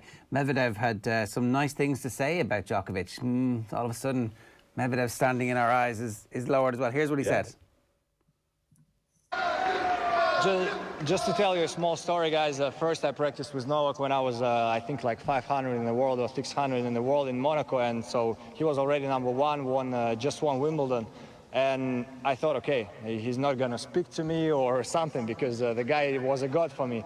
And I came there, and because I was shy, so I didn't speak. So he was asking me questions, talking to me like a friend. I was really surprised, and it never changed since I was 600 in the world or 4 in the world. You're a great sport, great person, so congrats to you. Sickening. The PR battle starts here. Yeah. 30 love, Osaka is on the cusp of transcending the sport. So a new superstar has been born over the last couple of years in Naomi Osaka. Yeah, 23 years of age, 4 Grand Slam titles already. She is the first player since Monica Seles in 1991 to win her first 4 Grand Slam finals. And the only other player in the history of the Open era who has achieved that feat is Roger Federer. So she's in seriously good company there. The thing with Osaka is that, like, she's already fast approaching being the greatest hardcourt player ever, because of the dominance that she's had at the US Open and Australian Open. She split those in terms of the 4 Grand Slams that she's won. So the next question of her, she's only 23, but the next question is now, can she take that hardcourt dominance onto the surfaces of grass and clay, i.e. can she progress past the 3rd round of Roland Garros and Wimbledon, neither of which she has ever done before. And I think that will separate her from the rest, because unlike the hegemony of the big 3 of the men's game, the women's game is so strong now, with like the likes of Ash Barty, who still, believe it or not, is world number 1 because of relatively skewed WTA rankings amid COVID-19. But you also have Bianca Andreescu and Iga Swiatek and Sophia Kenin, and Serena Williams is still very much around. So it's a really strong field, but Osaka's on the cusp of separating herself from that field. And her final performance against Jennifer Brady on Saturday proved just that, because Brady played really, really well in that first set. There was a moment, I don't know if you saw it, but it was 4-all in the first set. Brady had this beautiful running backhand lob over Osaka to set up a break point. Osaka saved that break point with the, brave beyond belief forehand, which she probably slightly mishit, but she certainly was aiming for the far left corner deep into the court, and she got that. And then about 10 minutes later, she had not just won the first set, but but she was about 2-love up in the second set. And very soon after that, the match was over. And they're the very fine margins. And when you're playing against these elite players, if the door creaks open, you have to smash it open further. And Brady wasn't able to do that. But just for the quick word on Brady, it's a remarkable achievement. I mean, a year ago, she was a relative unknown. And then since COVID, she moved from America to Germany, stepped up her training. She won her first WTA title last summer, reached the US Open semi-final against Osaka in what was a brilliant match. And this is her first Grand Slam final. But most noteworthy out of that was, you recall that 72 players were forced into a hard hotel room quarantine after the positive coronavirus cases from those flights in. And 51 of those 72 were singles competitors. And only one of those players got past the third round. And that was Brady, who got all the way to the final. So the only training she was able to do for 2 weeks was she upturned her mattress that she was sleeping on and used that as a wall to hit balls against. And she borrowed a treadmill from Tennis Australia, and she avoided Netflix so that she wouldn't go down a series rabbit hole, and was just very disciplined in one room for 14 days, and she got to a Grand Slam final. So it's a brilliant achievement. But when it comes to that elite level and those really big moments, Osaka is peerless at the moment. I mean, she's won more Grand Slam titles than regular tour titles, 4-3. So she's quite remarkable. And in terms of hard courts, it would take a lot to stop her. Serena Williams is very easily beaten by her in the semi-final. The next step for Osaka to be one of those players where a casual sports fan or someone who doesn't know anything about tennis, do you know the name Naomi Osaka? We're probably still not there yet, but we're very close to being there. And I think it was Simon Briggs, who's the Telegraph's tennis correspondent, said that certainly in this side of the world, she'll probably need to make a serious dent at Wimbledon in order to be along the recognisable names, the worldwide recognisable names like Nadal, Federer, Djokovic, Serena and Andy Murray. She's still probably not that there, but she's very close to achieving that. All right, 40 love point. Fans were great, but hosting a tournament is hard. Yeah, I mean, God love Craig Tiley, who's the chief of Tennis Australia. He gave an interview to Australian media over the weekend and said that he's been so stressed about this that his wife and young kids have had to move out during the tournament in the last 6 weeks. He's averaging about 3 to 4 hours sleep a night at best, he said. He said he goes on Zoom calls every night with all the women and men players and basically hears their grievances. And he's the only person doing that because he doesn't want his staff to feel the wrath of that vitriol. And he said it's okay when you get verbal abuse on a Zoom call once, but to get it 15 days in a row has taken its mental toll on him. But there's a lot of controversy. I mean, anecdotally, a friend of mine lives in Melbourne and said a lot of people did not want this tournament to happen. And of course, halfway through, there was a 5-day circuit breaker and there was no fans allowed. And it's transpired that Tiley has said that Tennis Australia are going to lose an estimated $100 million just from hosting this tournament because of running it with limited crowds. Then there was the 5 days without crowds, which means there was no merchandise sold. The transport cost and stringent quarantine measures for over 1,000 people involved in the Australian Open with players, coaches and staff. It's cost a fortune, and they've already exhausted their cash reserves, which were about $80 million. They're going to need a loan of about between $40 to $60 million. And basically, they're relying on the future success of the tournament to just break even. And the reason, I mean, a lot of people say, well, why did you go ahead with this? And it was basically just sheer bloody mindedness to prove that you can host the Grand Slam with fans during a global pandemic. And I think the other side of it, which is what I've heard from reports, is that, frankly, they were worried that if they didn't host the tournament this year, that they were going to lose it potentially to maybe Japan or China or Singapore. But, that's a strange theory to have on their parts, or maybe feeling to have on their parts, is because Melbourne Park is contracted to host the Australian Open until 2039. So they have it, but they were worried that they were going to lose it to the Asian market. And there'll be no more Grand Slam in the Australian Open. So they feel it's a justified measure that they actually went ahead and took all those risks and hosted the tournament. But there's a significant cost both in the human side of it for Craig Tiley and in the financial side for Tennis Australia. All right, and the 40 love point, the game point, the big three in Serena. We've talked about Djokovic, Federer and Nadal. You say it's a straight shootout at this point. Nadal is 2 ahead of Djokovic, and obviously we're heading into, is he 2 ahead now, or is he only 1 ahead? Yeah, after 2 this? ahead now, yeah, 20 days. And obviously we're heading into the French Open, so you would expect him to extend that. But Djokovic has a number of years, 3 years, is he younger? No, just a year. Just a year younger. Yeah, right. yeah. He's 33, Nadal's 34. Federer's out of the picture, really. He's 39 and hasn't played in a year. But yeah, I was trying to do doing the maths there. Okay, so Nadal's pretty much nailed on for Roland Garros. So you can add another one. That's actually the next tournament again, even though it was only the last Grand Slam before this. We're back to the regular calendar in 2021. So up next at the end of May is the French Open. So you consider that Nadal will probably win that. But then really Djokovic is the favourite for Wimbledon and the US Open. So if you continue with those maths and play on for another 2 or 3 years, that Nadal just really has the French Open and Djokovic is favourite for the other 3 Grand Slams, then Djokovic should overtake Nadal. Having said that, Nadal has actually won the US Open more than Djokovic, 5 times to 3 times. So Nadal could probably notch another one at the US Open, but at the time of speaking, you'd favour Djokovic just because he's a year younger and he's the best player in the world on all surfaces. Yeah, and the injuries that he's had, he manages to fight through heroically, like the superstar that he is. What a brave tennis player. But Serena, it now looks like, what's her best chance of actually making the same number of Margaret Court? Where's that going to be? Wimbledon. Yeah, Wimbledon this year, and for me, that's it. That's her last chance. That's why it's so exciting, actually, the rest of this season. I mean, even on the WTA side, like, will Osaka transfer her hard court dominance to clay and grass is one narrative, but also Serena. I mean, she's level with Margaret Court now, so to surpass her on her own on top of that mountain of all-time great Grand Slam champions, to get 24, to be on her own, she needs one more. Don't think she's going to win the French. I mean, she's won the French 3 times, but I don't think she's good enough versus the other competitors that I've already mentioned earlier in the segments to win the French. Maybe the US Open, but again, there's a lot of very strong hardcore players, like not even Osaka, there are others. So for me, Wimbledon, where that's been her most success. But we haven't played Wimbledon in 2 years. So who knows what stage she'll be in at that point. But for me, that's it. I mean, it's either Wimbledon or nothing. So it'll be very exciting to see in the summer. What's your instinct on whether or not we're going to have a Wimbledon this year? Oh, we'll have it. We'll definitely have it. I mean, they didn't go ahead last year, Wimbledon, because they had insurance in light of a pandemic, which the other 3 Grand Slams didn't have. So they were well prepared in that regard. But they've already stated they're going to play it this year, fans or otherwise. And I mean, you'd imagine, this is obviously an assumption, but you imagine that coronavirus cases will have dropped by the summer a little bit at least.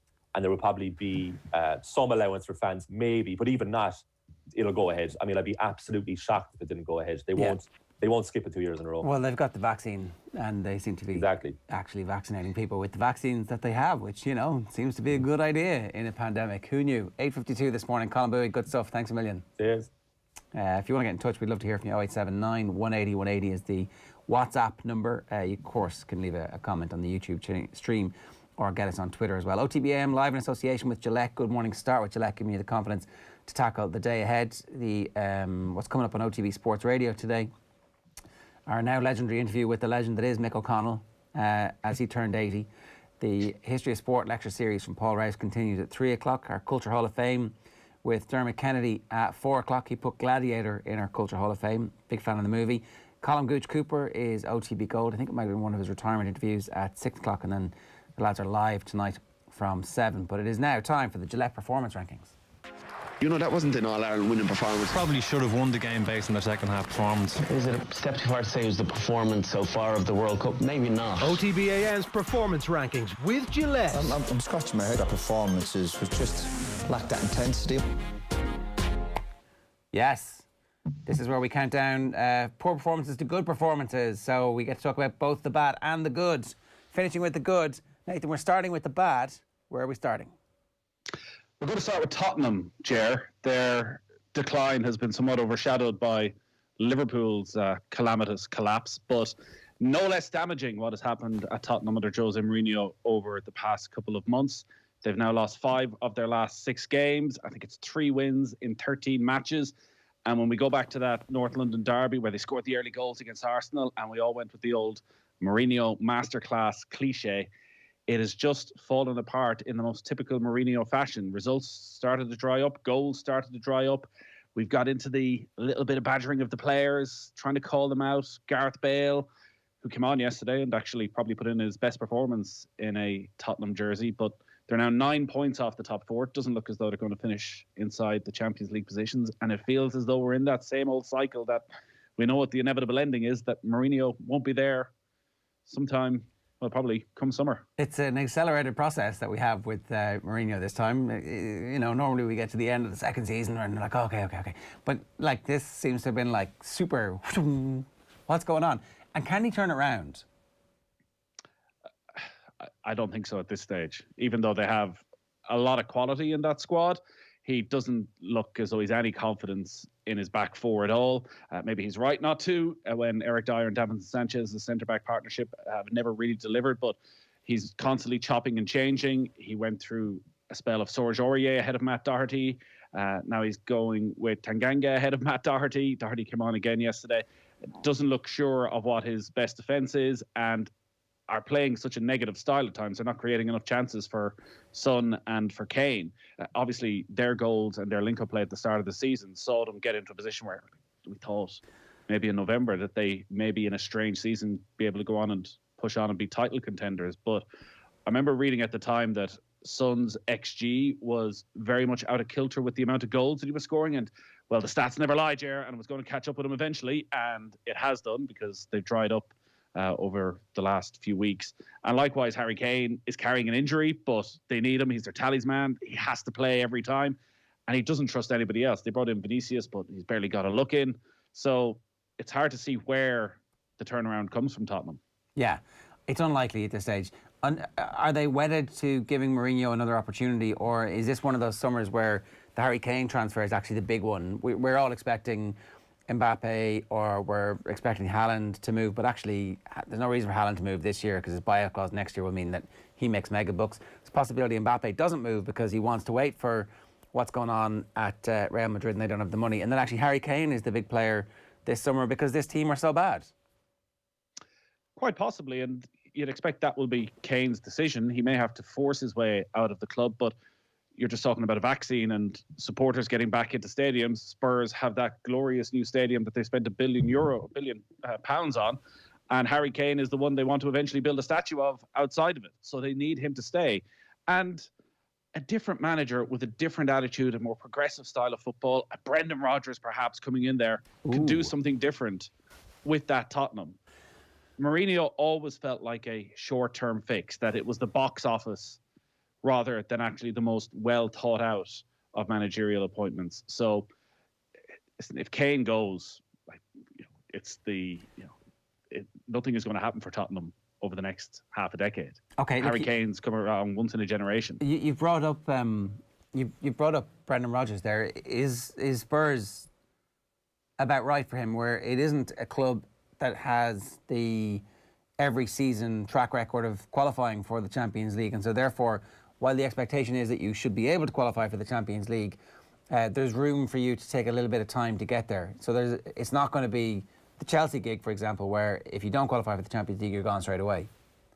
Yeah, I think it'd be a really good fit for Brendan Rodgers, because also his teams always play a good, attractive style of football, and I'm never totally buying into a football club plays a certain way, but Tottenham, again, want entertaining football. They want creative football. And I think there's always the backlash of a Mourinho era that you want to see something that you want to go and pay your £100 and get a little bit of entertainment out of it. So Rodgers, his record, it's very difficult to question right now. What he has done this season, again, with Leicester, how he's backed it up, and maybe even been a bit more pragmatic. We saw that at the end of the game yesterday, where all the substitutions he made were defensive substitutions, even away at Aston Villa, decided, you know what, I'm going to shut up shop. We're not going to go and try and push for a third goal. We're just going to take our win. It's not been pretty, but it pushes us up to second in the Premier League table. So let's take it. So Rodgers has to be in the mix for a job like Tottenham.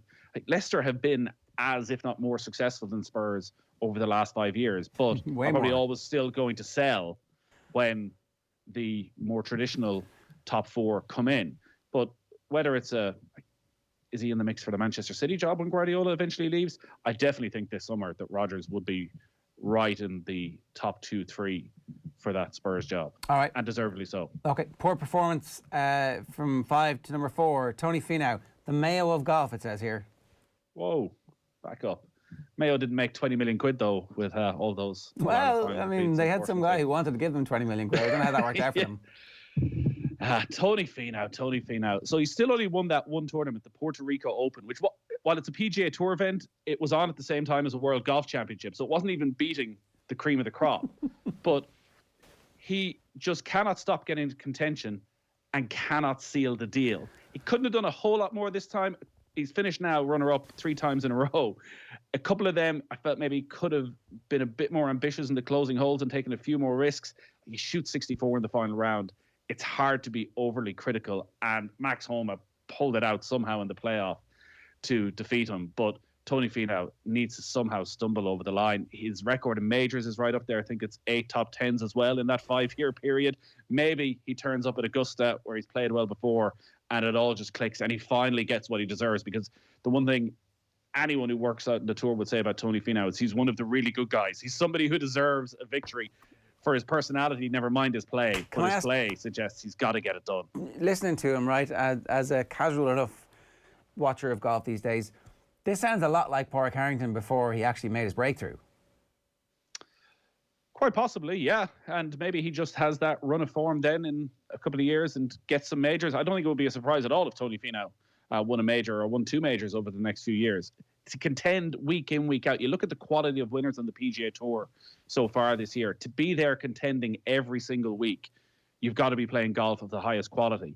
There's just something missing. And whether it is mental and whether he's unwilling to push on and take opportunities and risk it all, I don't know. If you're shooting 64 at Riviera, can you question yourself too much? Yeah. I definitely remember there was that period of time before Harrington won his first major where the narrative around him was, this guy, very nice, but ultimately it's going to be one of those very unfulfilled careers, because look at all the times he's finished second. I don't remember. It was double-digit seconds at that point, and there was the fifth major where he signed for a wrong score and gets disqualified or gets a 2-stroke penalty and ends up costing himself victory, and you're like, oh my God. And then it's like, no, screw you. I'm absolutely amazing and I win 3 majors in 2 seasons.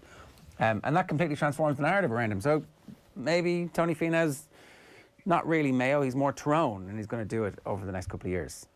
Quite possibly. And yeah, that was it was quite a weekend. The golf has been sensational so far in 2021. It is one of those sports that doesn't really miss the fans, because once you have 2 players in contention, once you have the playoff and you have the drama, it's just as gripping to watch on TV.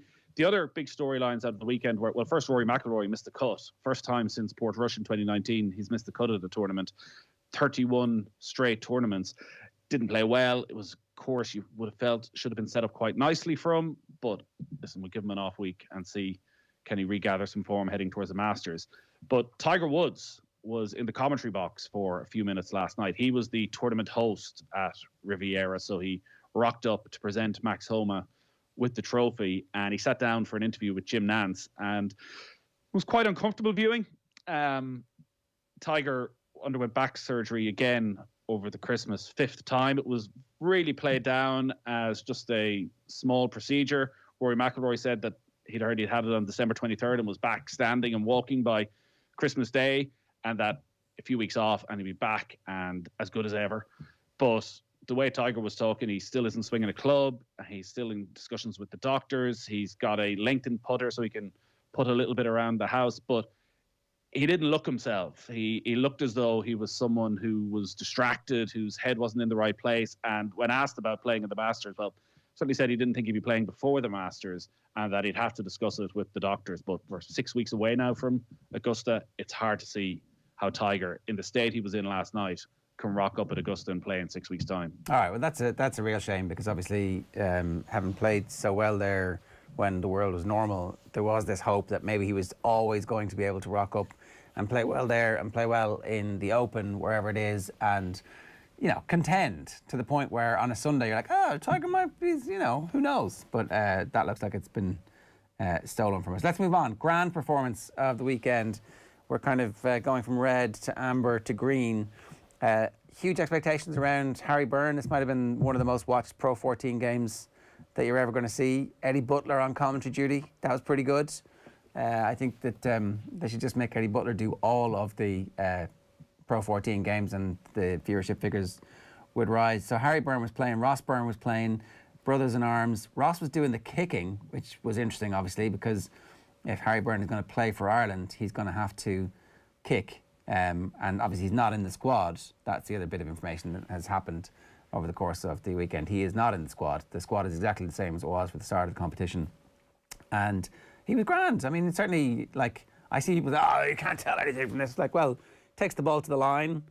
You know, he holds the ball in two hands. He's looking to pass when he's getting tackled, which is, you would say, something that we have not been asking our 10s to do a lot of.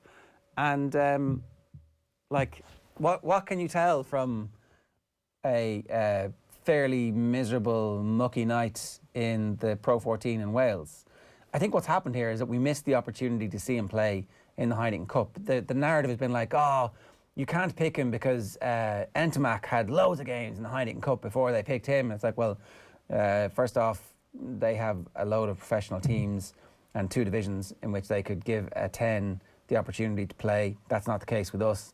And also, he would have played in the Heineken Cup if he hadn't done his back in the warm-up to it. So, I don't know. I don't know where you stand on fast-tracking the number 10s, but, like, what we're doing seems to be repeating the same process that we've repeated every 4-year cycle, where we don't prepare ourselves for a World Cup, and it hasn't been good enough so far. And our draw in the World Cup is pretty horrific. So, like, we're going to need something random and different. Well, when each place in the Six Nations is worth £500,000 and the IRFU are in the financial crisis they're in, there seems to be a real pressure financially on Andy Farrell to make sure they go and beat Italy this weekend, but also because of the run of form. If Ireland were to lose this weekend, we're already talking about the end of the Andy Farrell era. So he clearly doesn't feel he can take a risk. You got the sense from his press conference at the end of last week that it wasn't going to happen for Harry Byrne in this Six Nations. But if you're fast-tracking Harry Byrne, what are you doing with Ross Byrne? Because Johnny Sexton's still going to be there at Leinster for the next couple of years. So are you just telling Ross Byrne, well done, you've ticked along nicely in your career. You're, still only, 24? But tough. Your younger brother's better, so sit on the bench. I mean, I think, yeah, that's like, and if you don't like that, play well enough to... But again, if you don't like that, if you don't like that, leave. But you can't leave to go to another country because then we won't pick you for the national team. So you could go, get your game time and improve yourself, but you're going to do that by sacrificing any hopes you have of playing for Ireland. Well, I think one of the things that they would do is they would try and turn him into a 12, like they did at the weekend. And I guess you need 3 out halves, right? Especially if 2 of your out halves are going to go off and be playing for Ireland. So during the time when the November internationals are on and when the Six Nations are on, those Pro 14 games will continue. But is that not the catch-22 of this entire situation then? Well, that if you're the Pro 14 guy, you can never play. Pro 14 is such a worthless competition. You can never play for Ireland. You can't read anything into it. Except perhaps when the South Africans arrive and all of a sudden you're playing really good games and you're playing high-profile games. Like maybe this is the unlocking of the Pro 14 is going to give us this opportunity to see players play in bigger, more meaningful matches. And all of a sudden, if you are playing one of those proper world-class club sides from South Africa, you can judge a good bit more from those. I think if you're one of those 3 and those 3 are vying and Leinster decide they can't tell who the starter is, then all of a sudden all 3 of them are elevated to the point where the management can pick. Because Leinster aren't picking Jameson Gibson-Park as their first choice scrum half for the games, the big games that they're playing. And yet he's now starting for Ireland when Conor Murray is injured. So it is catch-22. Ross Byrne's 25 and he'll be 26 in this April. So he's not a kid anymore. This is that mid-20s contract that he's in at the moment where you have to decide, yeah, I am actually going to be the person who's capable of taking this to the next level. So, you definitely feel for him and you understand exactly why the Ireland team, the point you made about the money, like that's the thing that the Ireland coaching ticket will be asked about in the aftermath. Where did you finish? How much money do we make? Okay, was there progress? Not as much as we wanted. Fair enough, let's go.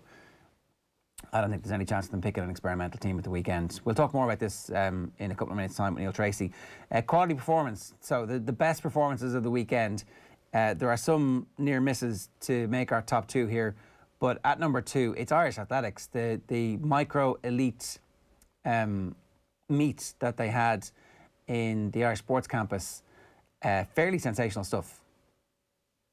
Yeah, it was watching the highlights last night, considering there's no crowd, there's no energy being fed off the crowd, and quite a few of the races have 2-3 competitors. The level that was achieved was outrageous, and the amount of records that were broken, and incredibly positive heading into European indoors in a couple of weeks' time, and obviously heading towards an Olympics, hopefully later in the summer. Like, where do you start? Phil Healy, once again, sub 52-second run in the 400 meters. A big breakthrough performance for her. Keane McPhillips, 18, one of the runs of the weekend. Longford lad ran 1 minute 46 seconds, 800 meters out in Abbottstown. Second fastest under 20 runner in European athletics history, and the sixth fastest in world under 20s 800 meters history. So they were just a couple of the standout performances. He went head to head with Mark English. Mark English. Yeah, and like there's I have only seen the photograph, I haven't seen the actual race, but there's a dipping finish between the two of them, and it's like, so Mark English, obviously one of the best and most interesting Irish athletes, essentially for now the best part of the last decade. And afterwards, he was saying, this guy's the future of Irish athletics. So that's unbelievable excitement. Yeah, the race itself, again, you just wish that it was in front of a packed house and the energy that they could have maybe used with that. But to go and to beat Mark English. So, listen, I think there was a lot of standout performances. Schieffer Cleary Butner smashed the Irish 800 record set by Nadia Power last week at 2 minutes 58 seconds. Running in the States, Georgie Hartigan, 24 years old, qualifies for Ireland through her Clare grandparents, blitzed the first 600 metres, held on strongly in the home straight, second fastest indoor 800 metres in Irish athletics history. So the squad for the European Indoor Championships is named today. But I think there's a lot of people who put their hands up over the weekend. All right. And the number one quality performance, it wasn't really just over the weekend, it was over the course of the entire championship season. We know the identity of the footballer and the hurler of the year. Brian Fenton and Gearóid Hegarty. Gearóid Hegarty was, I think, overwhelming favourite for the hurling. It was either going to be Fenton or Kieran Kilkenny, though obviously Killian O'Connor had a wonderful summer for Footballer of the Year. But Brian Fenton, two-time Footballer of the Year in the modern age, the first to do it since Trevor Giles. 5 All-Stars to go to 6 All-Ireland titles, two-time Footballer of the Year, still unbeaten in Championship football. And when we were having that conversation around the greatest of all time, Brian Fenton is already there. Yeah, I like... It is. The Footballer of the Year thing, for that to happen twice, and that only other one, as you said, one person in the modern era has done it, was fairly remarkable when you think about that level of consistency. The fact that he hasn't lost a match in Championship football, and just the quality of the performance, the range of improvements that he's made as well, where he can be a possession footballer, but he can also be a box-to-box breaking and scoring goals and creating that run to make the space for the forwards while having that array of passing, the fielding from a dead start. It's just a sensational range of skills that he has, and still very young, still got another 5 or 6 years at least of playing at this level if he wants it. You know, obviously he's got a career in physiotherapy and would have been in and around the hospitals over the last year as well. So, really hope that he does continue to play out the string on his career, because it's going to be pretty interesting to see what he can achieve. Gearóid Hegarty, though, that's like a fairly remarkable story as well. We spoke before about him making the Limerick football team before he made the hurling team, and the benefits of actually being in a senior inter-county setup and understanding what the requirements were. And he said that kind of helped him when he did make it to the hurling side to get to the level where he's at the moment. And a very different hurler, say, from Cian Lynch, who's been hurler of the year in the past. And it kind of shows you that, just how Limerick are not just one thing. They are capable of doing a million different things to you and killing you a million different ways. But I don't know, just great to watch him develop into the person and the hurler that he is. Absolutely. It was a difficult selection this week for the winners, because there were a couple of other names that we could have thrown in there. Cora Staunton was on OTB AM on Friday. Brilliant interview. Didn't do her any harm, it turned out, talking to the media a day before a game. Goes on and scores 4 goals for the Giants in a big win over the Eagles. So what the Irish women are doing in Australia over the last month or so. It's quite incredible. Quite a few of them towards the end of their careers. Cora Staunton obviously said she's not going to come back and play for Mayo again, but to go over there and be one of the best instantly is a massive achievement for Cora Staunton and a fitting end for one of the great careers. And then another big storyline from last night, Jordan Brown, the Antrim Ferrari is his nickname, the worst nickname in all of sport, without question. He beat Ronnie O'Sullivan. He beat Ronnie O'Sullivan in the Welsh Open Ferrari. final. What the hell is that? Is it no a idea. DeLorean? I don't know. I have no idea. But it's been talked about as the biggest shock in snooker history that he won this tournament, the Welsh Open. He beats Ronnie O'Sullivan in the final, 6-time world champion. He started the tournament at 750 to 1.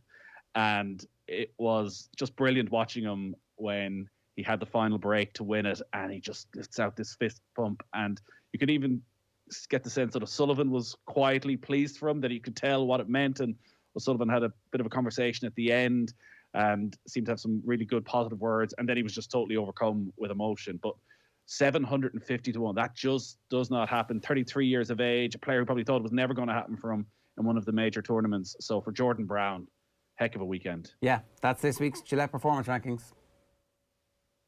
OTB AM's Performance Rankings with Gillette.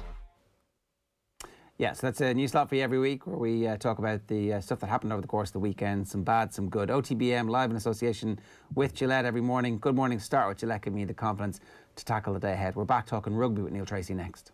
OTB AM on OTB Sports Radio, Ireland's first and only sports radio station. Off the ball. I said that's really on the outside of his limit.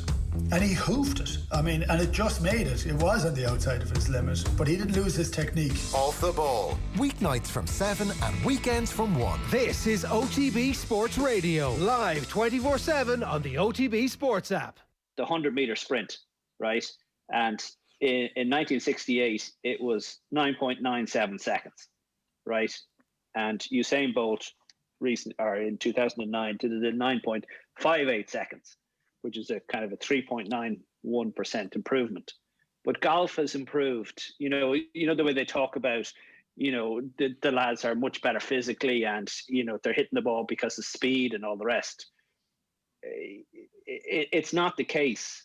That argument is thrown out because it only gives improving your physicality. It only improves a certain percentage. It's quite a small percentage. And it's totally about the ability that the technology brings. So I don't believe that Rory is correct in what he says, that, we need to be looking at it as a professional body to make the game and the golf courses, that we don't have to have these huge golf courses, that we all bring it back a notch or bring it back a couple of notches for professionals only, but not for amateurs. Because they don't need it. They need help rather than hindrance. Check out the Boyle Sports app today for details on which football match is getting the no-lose treatment this week. Plus, browse through dozens of new player markets, all powered by Opta. Shots on target, left foot, right foot, headed goals, assists and more. See the Boyle Sports app for full T's and C's. Boyle Sports. This is betting. Gamble responsibly. See gamblingcare.ie 18+. Calling all builders, joiners, plasterers and dryliners. Need advice on the right materials for the job? Consider it done. You need them on site and in your hand. Consider it done. You want access to over 10,000 products from the leading construction brands without having to start up the van. Consider it done. There's another way of doing things. eTag. We talk with you to solve your problem and deliver what you need directly onto site. No second guessing, no seconds wasted. Click etag.ie. OTB AM with Gillette. Put your best face forward with our new and improved razors. Peter Lowry making the point that we need a bit of help. That was on this week's edition of Golf Weekly, and we want to tell you that from the 11th of March, Golf Weekly is moving to Patreon. If you sign up, you'll get a guaranteed podcast every Thursday and extra episodes around the biggest tournaments of the year, and there'll be interviews with golf's biggest names too.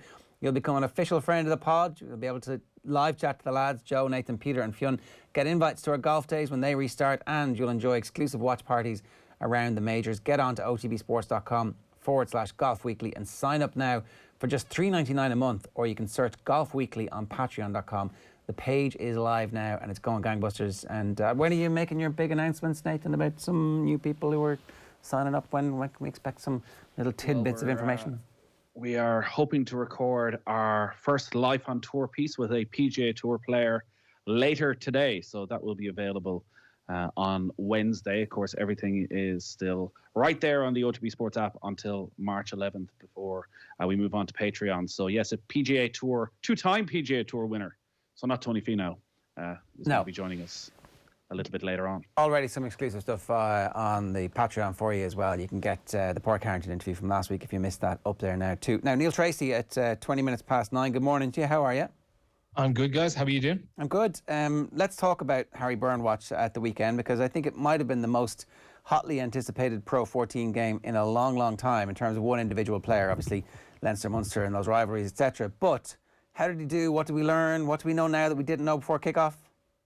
Not too much. It was, I suppose, with the benefit of hindsight, a game against the Dragons in the Pro 14 in February away from home is probably not some place where you're going to learn a huge amount. I know I heard you speaking, doing your performance rankings, and like I know you pointed out, he came to the line a few times, some nice flat passing and stuff, but ultimately, like that, I don't really think that's enough to change a national team head coach's mind to bring you in from outside the squad into it just a few moments like that, because there were a couple of things that he wasn't particularly sharp on. Some of his kickoffs and restarts weren't particularly good. For example, he sent one straight out over into touch, dead off a kickoff. His opening kickoff off the night didn't really get under it. Now, I think you can factor a lot of that down to the pitch, because like the Dragons away in February, it was a mud bath. There were as many blades of grass on the pitch as there were players, it seems, at times. So like it's not really a perfect opportunity to judge someone like Harry Byrne. I think, for example, this weekend at home at the RDS against the Glasgow Warriors, a good track, a good pitch, hopefully nice conditions when you see the weather we had this morning and at times over the last week or so in Dublin. I think that could be an opportunity to really get a good look and see what Harry Byrne is like at out half. In the post-campaign analysis interview that the Ireland coaching ticket will do with David Nucifora and with the Blazers in the IRFU, I do think they're going to point back to the warm-up for the Northampton game and go, we couldn't pick Harry Byrne because we hadn't seen him play in a big match that was of sufficient quality against sufficient quality opposition. If he played in that game and he played well, he would have been in our team for the Italy game. And I think it's difficult to have an argument against that when they're, like Nathan was making the point earlier on, if they lose against Italy, they're going to sack the head coach. Like, if your job depends on it, you're going to pick Johnny Sexton to play this game because you know he's going to win the game for you. Yeah, and look, I think looking at the wider point as well, look, if we're hoping in an ideal scenario, hopefully we're going to have a Lions tour this year, and hopefully that will open the window then for Ireland to have some summer tests. I know, like, they're still undecided about what's going to be happening with Ireland this summer. If for example, a Lions tour goes ahead, that is the perfect opportunity to try someone like Harry Byrne out, because those summer tours that happen in a Lions year are absolutely vital.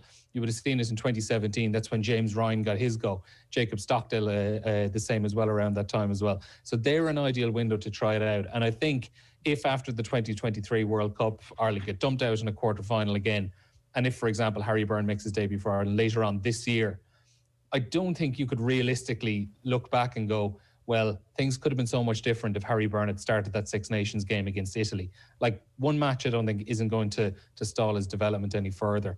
When you break down the figures of what he has actually played, and I know we said he's played 20 minutes of Heineken Cup, but even the Pro 14 games he's played 19 times for Leinster. He's started 10 games. He's only started 8 of those games that he has started. So 8 out of the 10, they have come in international windows when the quality of the players around him probably aren't going to be as good, and the quality of opposition isn't going to be as good as well. So we haven't really seen too much of him playing against top quality opposition enough to judge him yet.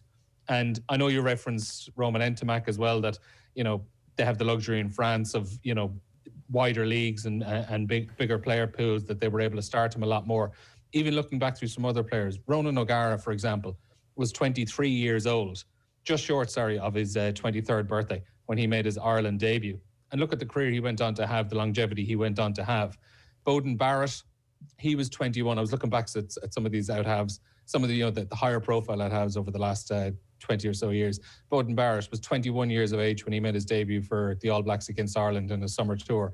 But crucially, he had broken into the Hurricanes team at the start of that season. He had played every single one of their Super Rugby games leading up to that summer series. He'd started 13 out of the 14 games at out-half. So everyone had seen what he was capable of doing against top quality opposition on a week-long basis. Yeah. And look, maybe if COVID hadn't happened, a lot more games would have happened and we would have had the opportunity to see exactly. And there's a fair chance we're going to see Harry Byrne play some important games over the next 6 months as well. And I think by the end of the year, there's a really good chance he's going to be in an Ireland team. That's still 2 years out from a World Cup. I think that is actually still a good bit of time to be able to blood a player in. Okay. Some Irish forwards who want to put their hand up at the weekend, again, with the usual caveats that this isn't the front rank, but you can only beat the opposition that's in front of you. Who are we talking about here?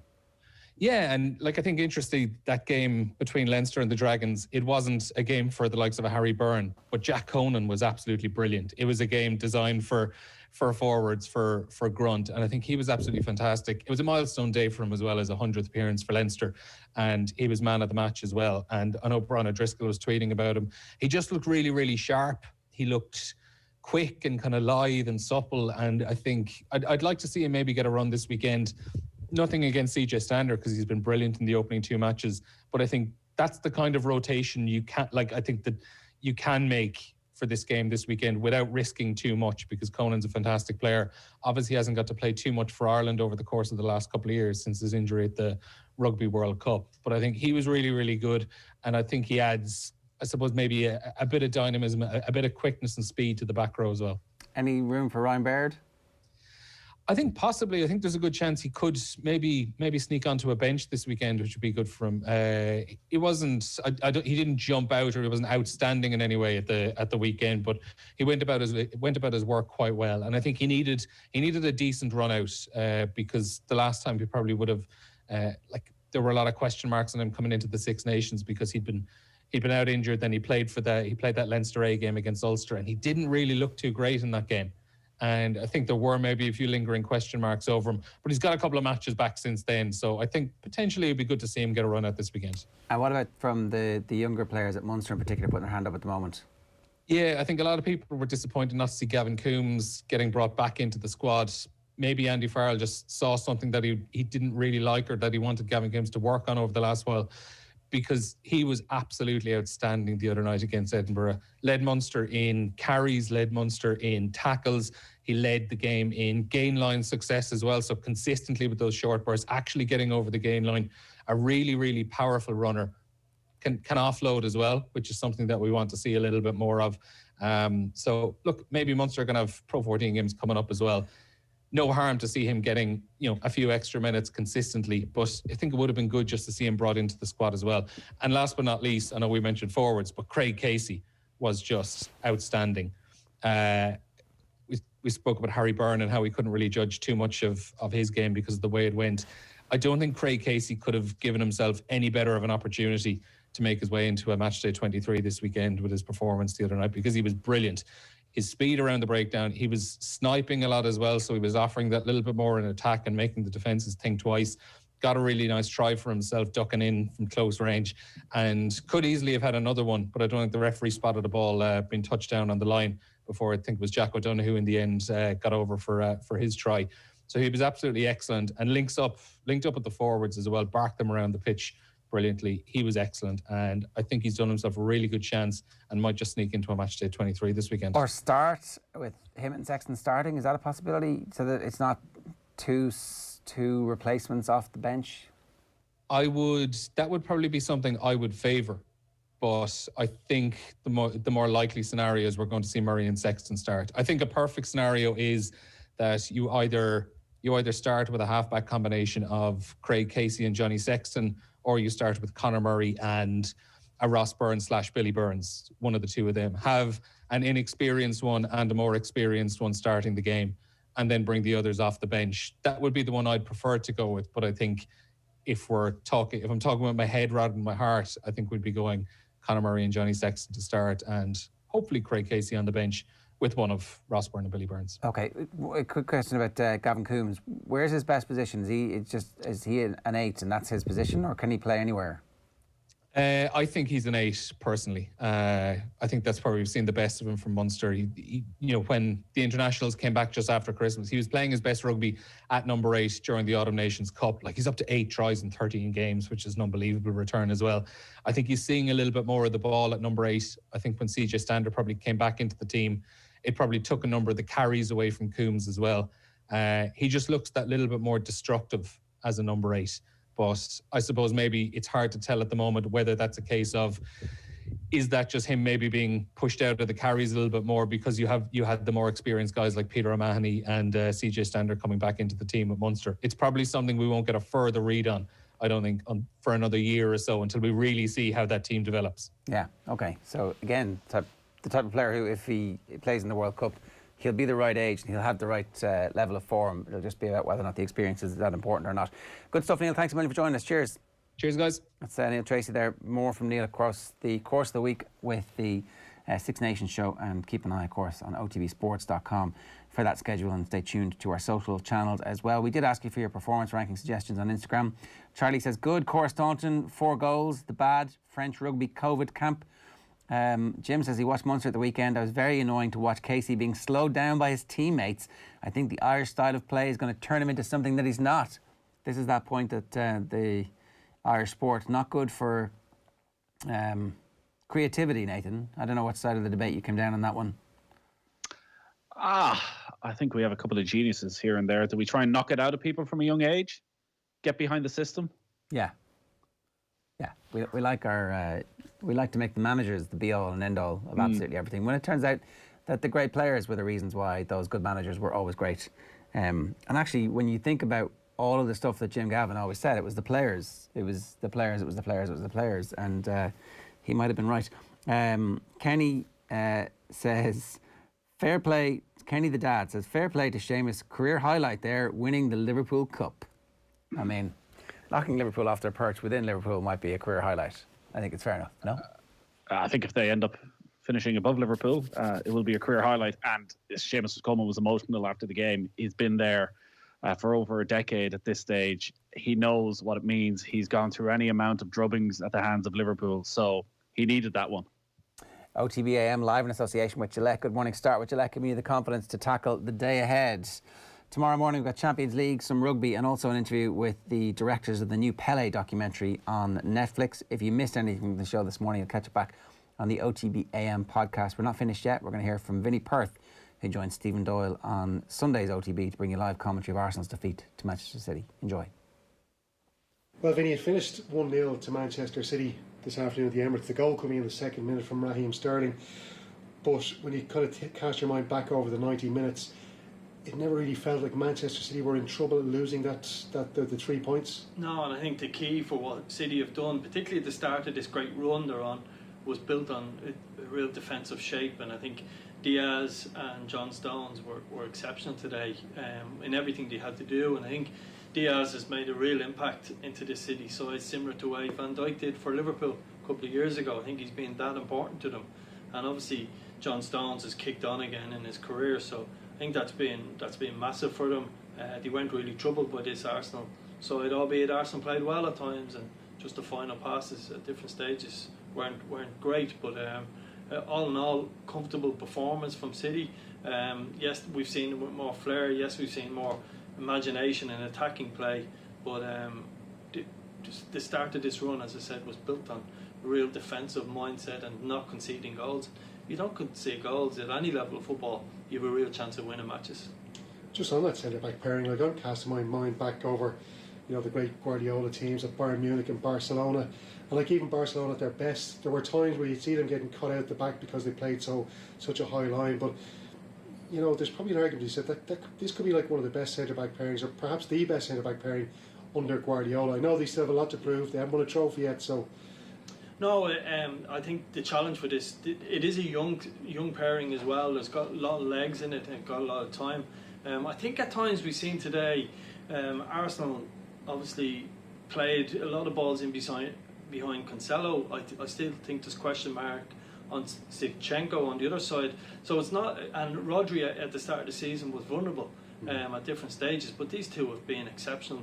I think defensively, they just look at ease. You see John Stones making one slight error today. He then retrieved the situation and won himself his team a goal kick, and he gets a high five off Diaz. And it's small things like that where there's a little togetherness about keeping clean sheets. And I think it has the potential. This City team could go and win every single trophy because there's no pressure on them in the Premiership. They can rest players in a couple of weeks if they need ahead of a big game. And it could go down as a great partnership. There's no doubt about it. Still a bit to prove. We have to, hopefully John Stones keeps his head where it should be. There's no doubt. He went off in different directions for a year or two, but he certainly got himself back at the right level. Well, the crazy thing as well is they're doing a lot of this without a recognised striker, you know, because Gabriel Jesus has, well, he hasn't been always in the side. He's been injured a bit this season. Sergio Aguero's missed most of the season injured. He didn't get a game again today, and he's using this false nine tactic. But as well as that, City also, they're winning games in different ways. Like they've beaten Sheffield United and Arsenal by a goal to nil, grinding out 1-0 wins. But they've also hammered teams like Tottenham last week. They beat them 3-0. So like they can win in any kind of way. And again, as I say, do it without a striker. Yeah, and I think, listen, Pep Guardiola hasn't reinvented the wheel. When you look at Cancelo's position, for argument's sake, he done that with Philip Lahm at Bayern Munich. When you look at not playing a centre forward, he done it at Barcelona. Messi, albeit. And he's done the same with Sterling or De Bruyne, and more so in the second half. Listen, they're well coached. They're obviously the best coach in the world, and they've many ways of winning games. But when you've got players like Mahrez who can turn up and score a spectacular goal, Gundogan's goals this year has been a massive plus for them.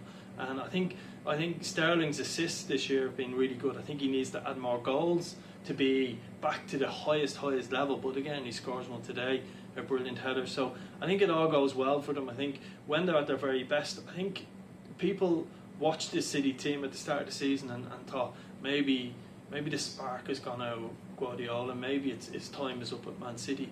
But I think he'd seen it as a challenge, and most good managers will. They rebuilt, as we said, from the back. But then I think that game against Chelsea and Stamford Bridge was that's when people really stood up and noticed, wow, they were very close to their very best. And they've done a lot of the good work over the last few weeks without Aguero, as I said, without Kevin De Bruyne, and they haven't looked like they've been fazed by it at all. So I think the manager has seen this as a challenge, like all good managers will. It's now up to Klopp to do the same thing at Liverpool, as we know. So it's going to be a fascinating end to the season for this Man City team. And actually, partly you want them to go and dominate, because the very best sides should do that. And I'd like to think this manager could leave another mark before his time is up at Man City. Well, as you mentioned, and we mentioned in commentary as well, they're in the running for the quadruple this season. They've got a League Cup final against Tottenham in April. You would imagine they're heavy favourites to win that game. They're going to be playing Everton away from home in an FA Cup quarter-final next month. They would have to be big favourites in that, especially after beating Everton at Goodison. You got Borussia Mönchengladbach, who we found out are going to be losing their manager to Dortmund at the end of the season. So maybe that's causing a bit of problems with the German club. And then they're 10 points clear in the Premier League, so like they're really in a brilliant position to win all 4 trophies. Yeah, the advantage of being, in the last couple of years, you look at the league title, City won it by a point or so, Liverpool were pushed all the way by City last year. So you're on edge constantly. The advantage being 10 points clear, and the rest of the pack, nobody being outstanding. Leicester and Manchester United look like they could drop points at any stage. So that gives them a little bit of a breathing space and being able to make changes. But at the same time, to win every domestic trophy, you're one bad day away from losing a trophy, a League Cup final, an FA Cup game, or a Champions League game, and it's going to be really, really difficult. But as I said, they've a real chance of it this year because of the 10-point gap they have in the Premiership, and that gives them that breathing space. But winning every trophy domestically is difficult, no matter what level you're at, because you're one bad day away from losing it. But as I said, I'd love to see this manager leave a mark like that. Maybe win every trophy. Not saying he's going to leave anytime soon, but the very best managers make these big things happen, and I really hope they do it for him. I'm actually rooting for them to go and win every trophy now. Just to go to look at Arsenal then, because I think everybody was a bit surprised to see the centre-back selection. We saw Pablo Mari, who's hardly kicked the ball for Arsenal this season. He's only making 6 Premier League appearances this season, playing alongside Rob Holding. Gabriel was dropped to the bench, as was David Luiz. They played the last 2 games against Leeds and Benfica. Does that perhaps maybe lead you to think that, as you mentioned as well in commentary, that he's maybe more focused now in the Europa League, and that they're his 2 best centre-backs he left out today, and he wants them for Benfica this Thursday? Yeah, it is a risk to concentrate in the Europa League because, again, it's cup competition, anything can happen. But you would have to think, with so many teams between West Ham, Liverpool, Everton, Spurs, all chasing a Champions League spot outside of the teams already in them positions, it's going to be difficult for Arsenal to get back into Champions League football. So a great chance to do that is winning the Europa League in a so-called second-tier competition. So you would have to think he has got to focus on that. You would have to think that is an opportunity for Champions League football back at Arsenal. So I was surprised not to see David Luiz in particular not play today. But you would have to think that it has to be part of Arteta's thinking, and it makes perfectly sense. If I was Arsenal, I would go after trying to win the Europa League, and that because I think it's the best route into the Champions League, or possibly the only route they have this year. You will be concerned though that they didn't really trouble Ederson in the Man City goal today. For all their, attacking resurgence over the last few weeks, they really didn't pull a good save out of the Man City goalkeeper. And interesting as well to see that Emile Smith-Rowe, who was one of the catalysts for their good form over the last few weeks, has become sidelined now since Martin Odegaard has come in on loan from Real Madrid. So he's got a big job in his hands there, how to manage that situation, because I'm sure, especially with a young player, when you've got that building confidence, getting a few games under your belt, and then all of a sudden you become second to this other guy who's coming in on loan from another club, that must be quite disheartening. Yeah, I think the difference though with this team, Arteta's mindset now, as opposed to maybe 2 months ago, would have been he would have went at City and tried to out possession City and done it the City way. So he's learned, and I think he's changed a little bit how Arsenal play. So I think there's more positives there. I think in terms of that setup of their team, I think they're a bit more pragmatic now than they were, particularly in his first sort of year or so in the job. So they're more pragmatic now, and. But I think what was disappointed today was that they struggled with the fitness levels. Looked like they were gone a little bit. They didn't have that spark, and that would have been obviously being away playing Benfica during the week. Tierney was brilliant going forward at times. Again, he tired and didn't do as much in the second half. So there is green shoots in that Arsenal team, and I think they're getting better under Arteta, albeit the back end of last season they were very good. But this is more structured, and it's a bit more thoughtful, but there's no doubt like Pepe today just was non-existent, and we think of the money they spent on him, 70 odd million, and he's had 2, 3, 4, 5 chances at this stage and hasn't worked out. So but I would have been disappointed for Rowe. I think there's a really good player in him. I think the young hungry players ironically have been the ones that have given Arteta a real shot in the arm and over the last month. And again, Saka, albeit the odd time they make mistakes, the young players, and they don't make that final pass at the right moment, but Saka, Rowe look like really exciting players for Arsenal, and I was disappointed not Rowe, Saka, forming the 2 wide positions today, and would have given them a bit more of an impetus in terms of the attacking third. And I wonder as well if a couple of Arsenal players did suffer with COVID-19, in December, January. We've seen at a few clubs, Newcastle United had a few players who seem to be kind of taking their time to get back again to full fitness, and perhaps we're seeing that with Liverpool last night in the Merseyside derby, beaten by Everton. But a couple of their players, like the likes of Alisson, Mane, who have had COVID-19, I wonder is the long-term effects of contracting the virus now starting to have an effect on some of the players in the Premier League? Yeah, I think with Liverpool, I think ultimately for me, it's very difficult to be critical of Jurgen Klopp and anything he's done at Liverpool since he's gone in, and you're very conscious that they could go and win a Champions League this year, and they're still in there. They've had great results during the week, but I just can't fathom Jordan Henderson as centre half for so long. We done the West Ham game, and Nat Phillips was probably the best player on the pitch, albeit against Antonio, and he hasn't featured up until he came on for Henderson last night.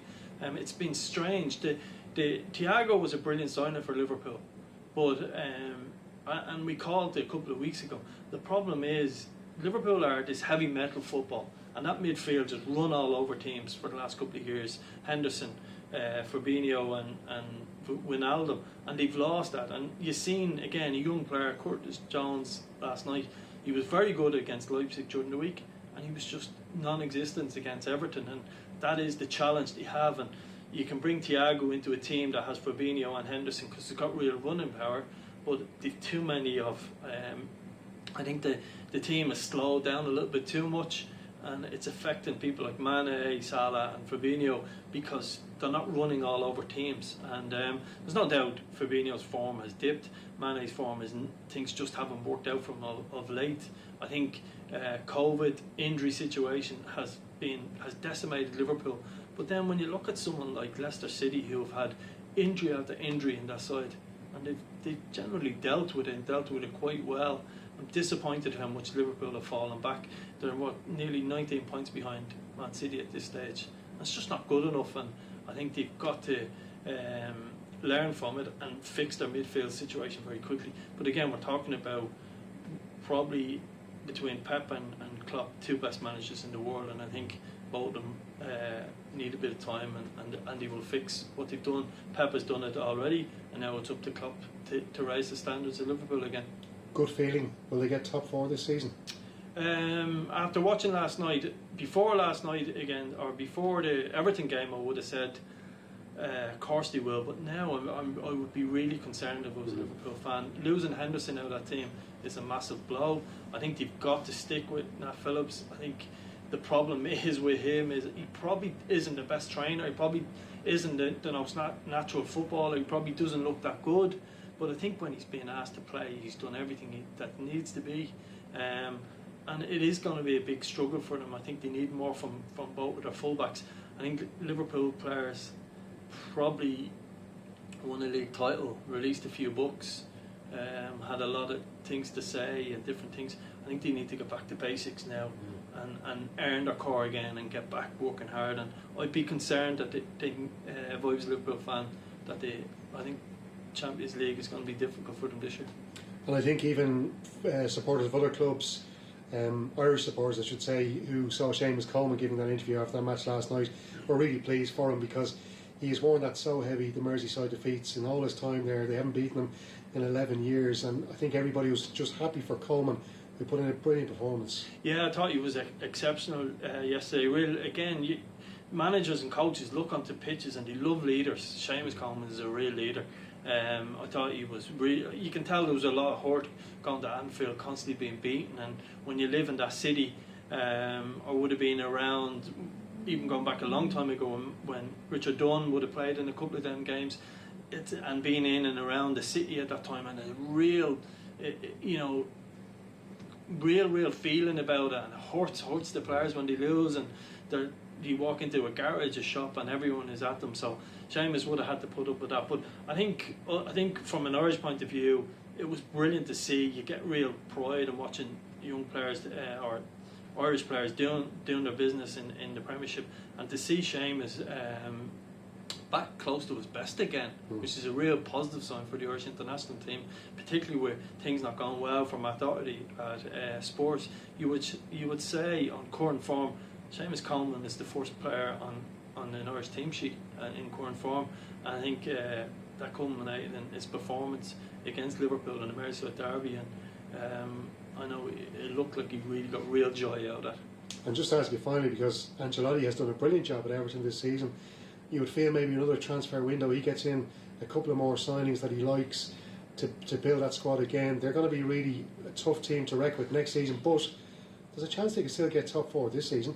Yeah, I think what he's done with Calvert-Lewin in particular and with Richarlison has been exceptional. The two of them look really top notch and difficult to play against. The fear I have for Everton is, after the highs of beating Liverpool, will they drop points during the week? And that's still a fear of Everton I would have. There's still a lot of work to do there. I think as much as Pickford done really well during the week, I think they need to have a top class goalkeeper, which isn't easy to find. But they have all the hallmarks of a really good side. He's a top class manager. I mean, what he's achieved, Ancelotti, and what he's achieving with Everton means they've a real chance if they back him, but they've got to back him in the transfer window. There's a couple of signings needed, and Everton could be back to where they were. If you grew up in the 80s, you remember Everton and Liverpool were probably the top 2 clubs for a long time. So Everton are well on their way to get back to that. Just need to back their manager. Thanks very much, Vinny. Thank you. Brilliant. Oh, good. Daily, Vinny. Thanks a million for that. I'll have to say as well, so I'll let you leg it back for that City or United Newcastle match. Yeah, that'll be I won't be surprised if Newcastle get a result. I'm telling you. Yeah. I think the COVID is here. Neil, what caught your eye? What's the general thrust on Andy Farrell and Irish rugby right now across the papers? Well, I think the jury's very much out. What struck me with the Sunday Times was 2 quite different takes from Shane Horgan and Stuart Barnes. Stuart Barnes' kind of take, and there's almost a qualification that he says he's from his perch across the Irish seas, which maybe hints at maybe not being as close to it to offer a detailed analysis as he might do otherwise. But his suggestion is that nobody was really complaining last year when Farrell beat Scotland and Wales at the start of the Six Nations, and that Ireland could easily have won the first 2 games of this Six Nations, which is of course true. But I think, so he's suggesting that we shouldn't be just looking at the results. He's claiming that Ireland are an improved side compared to last year, and that very much goes against what Shane Horgan is saying, and I think what would be the more general feeling is that there hasn't been sufficient signs of progress under Farrell. I think people would acknowledge that the set piece has improved since Paul O'Connell came in. That was an area of big concern, particularly the line out in the autumn, and there's been an immediate improvement in that regard. But the focus is on the attack, and the bare stats of 2 tries in 2 games, one of which was very opportunistic. And Horgan is basically asking, where are we going? What is Farrell's philosophy as such? And that kind of feeds into Ian Henderson was made available for interview for the Sunday papers, and I was in on that one. And he was at one point asked what represents a good result in Italy, and he basically said a 5-point win, any sort of win. But I then went to him with a follow-up question and said, but that's not really good enough, isn't it? Because if you win by 5 points in Italy, but don't produce a convincing performance, all the doubts that currently exist will still exist after the game. They won't be masked by the result in a way that Byrne seemed to suggest things were maybe being masked last year. And he then, Henderson, to be fair, did concede yes, say we need to show progress. We feel it's there internally and we haven't produced it for you to be able to see it. And that's a huge frustration. And so he did kind of come around full circle from saying that the win was the bottom line to acknowledging, no, they actually needed to show, quantifiable progress in terms of the team's attack and the way they were going. Yeah. And does he sound convincing when he says that they feel like they're making progress and we're just not seeing it yet, Neil? Well, he does, but they always do. Yeah, exactly. They're not going to say anything different.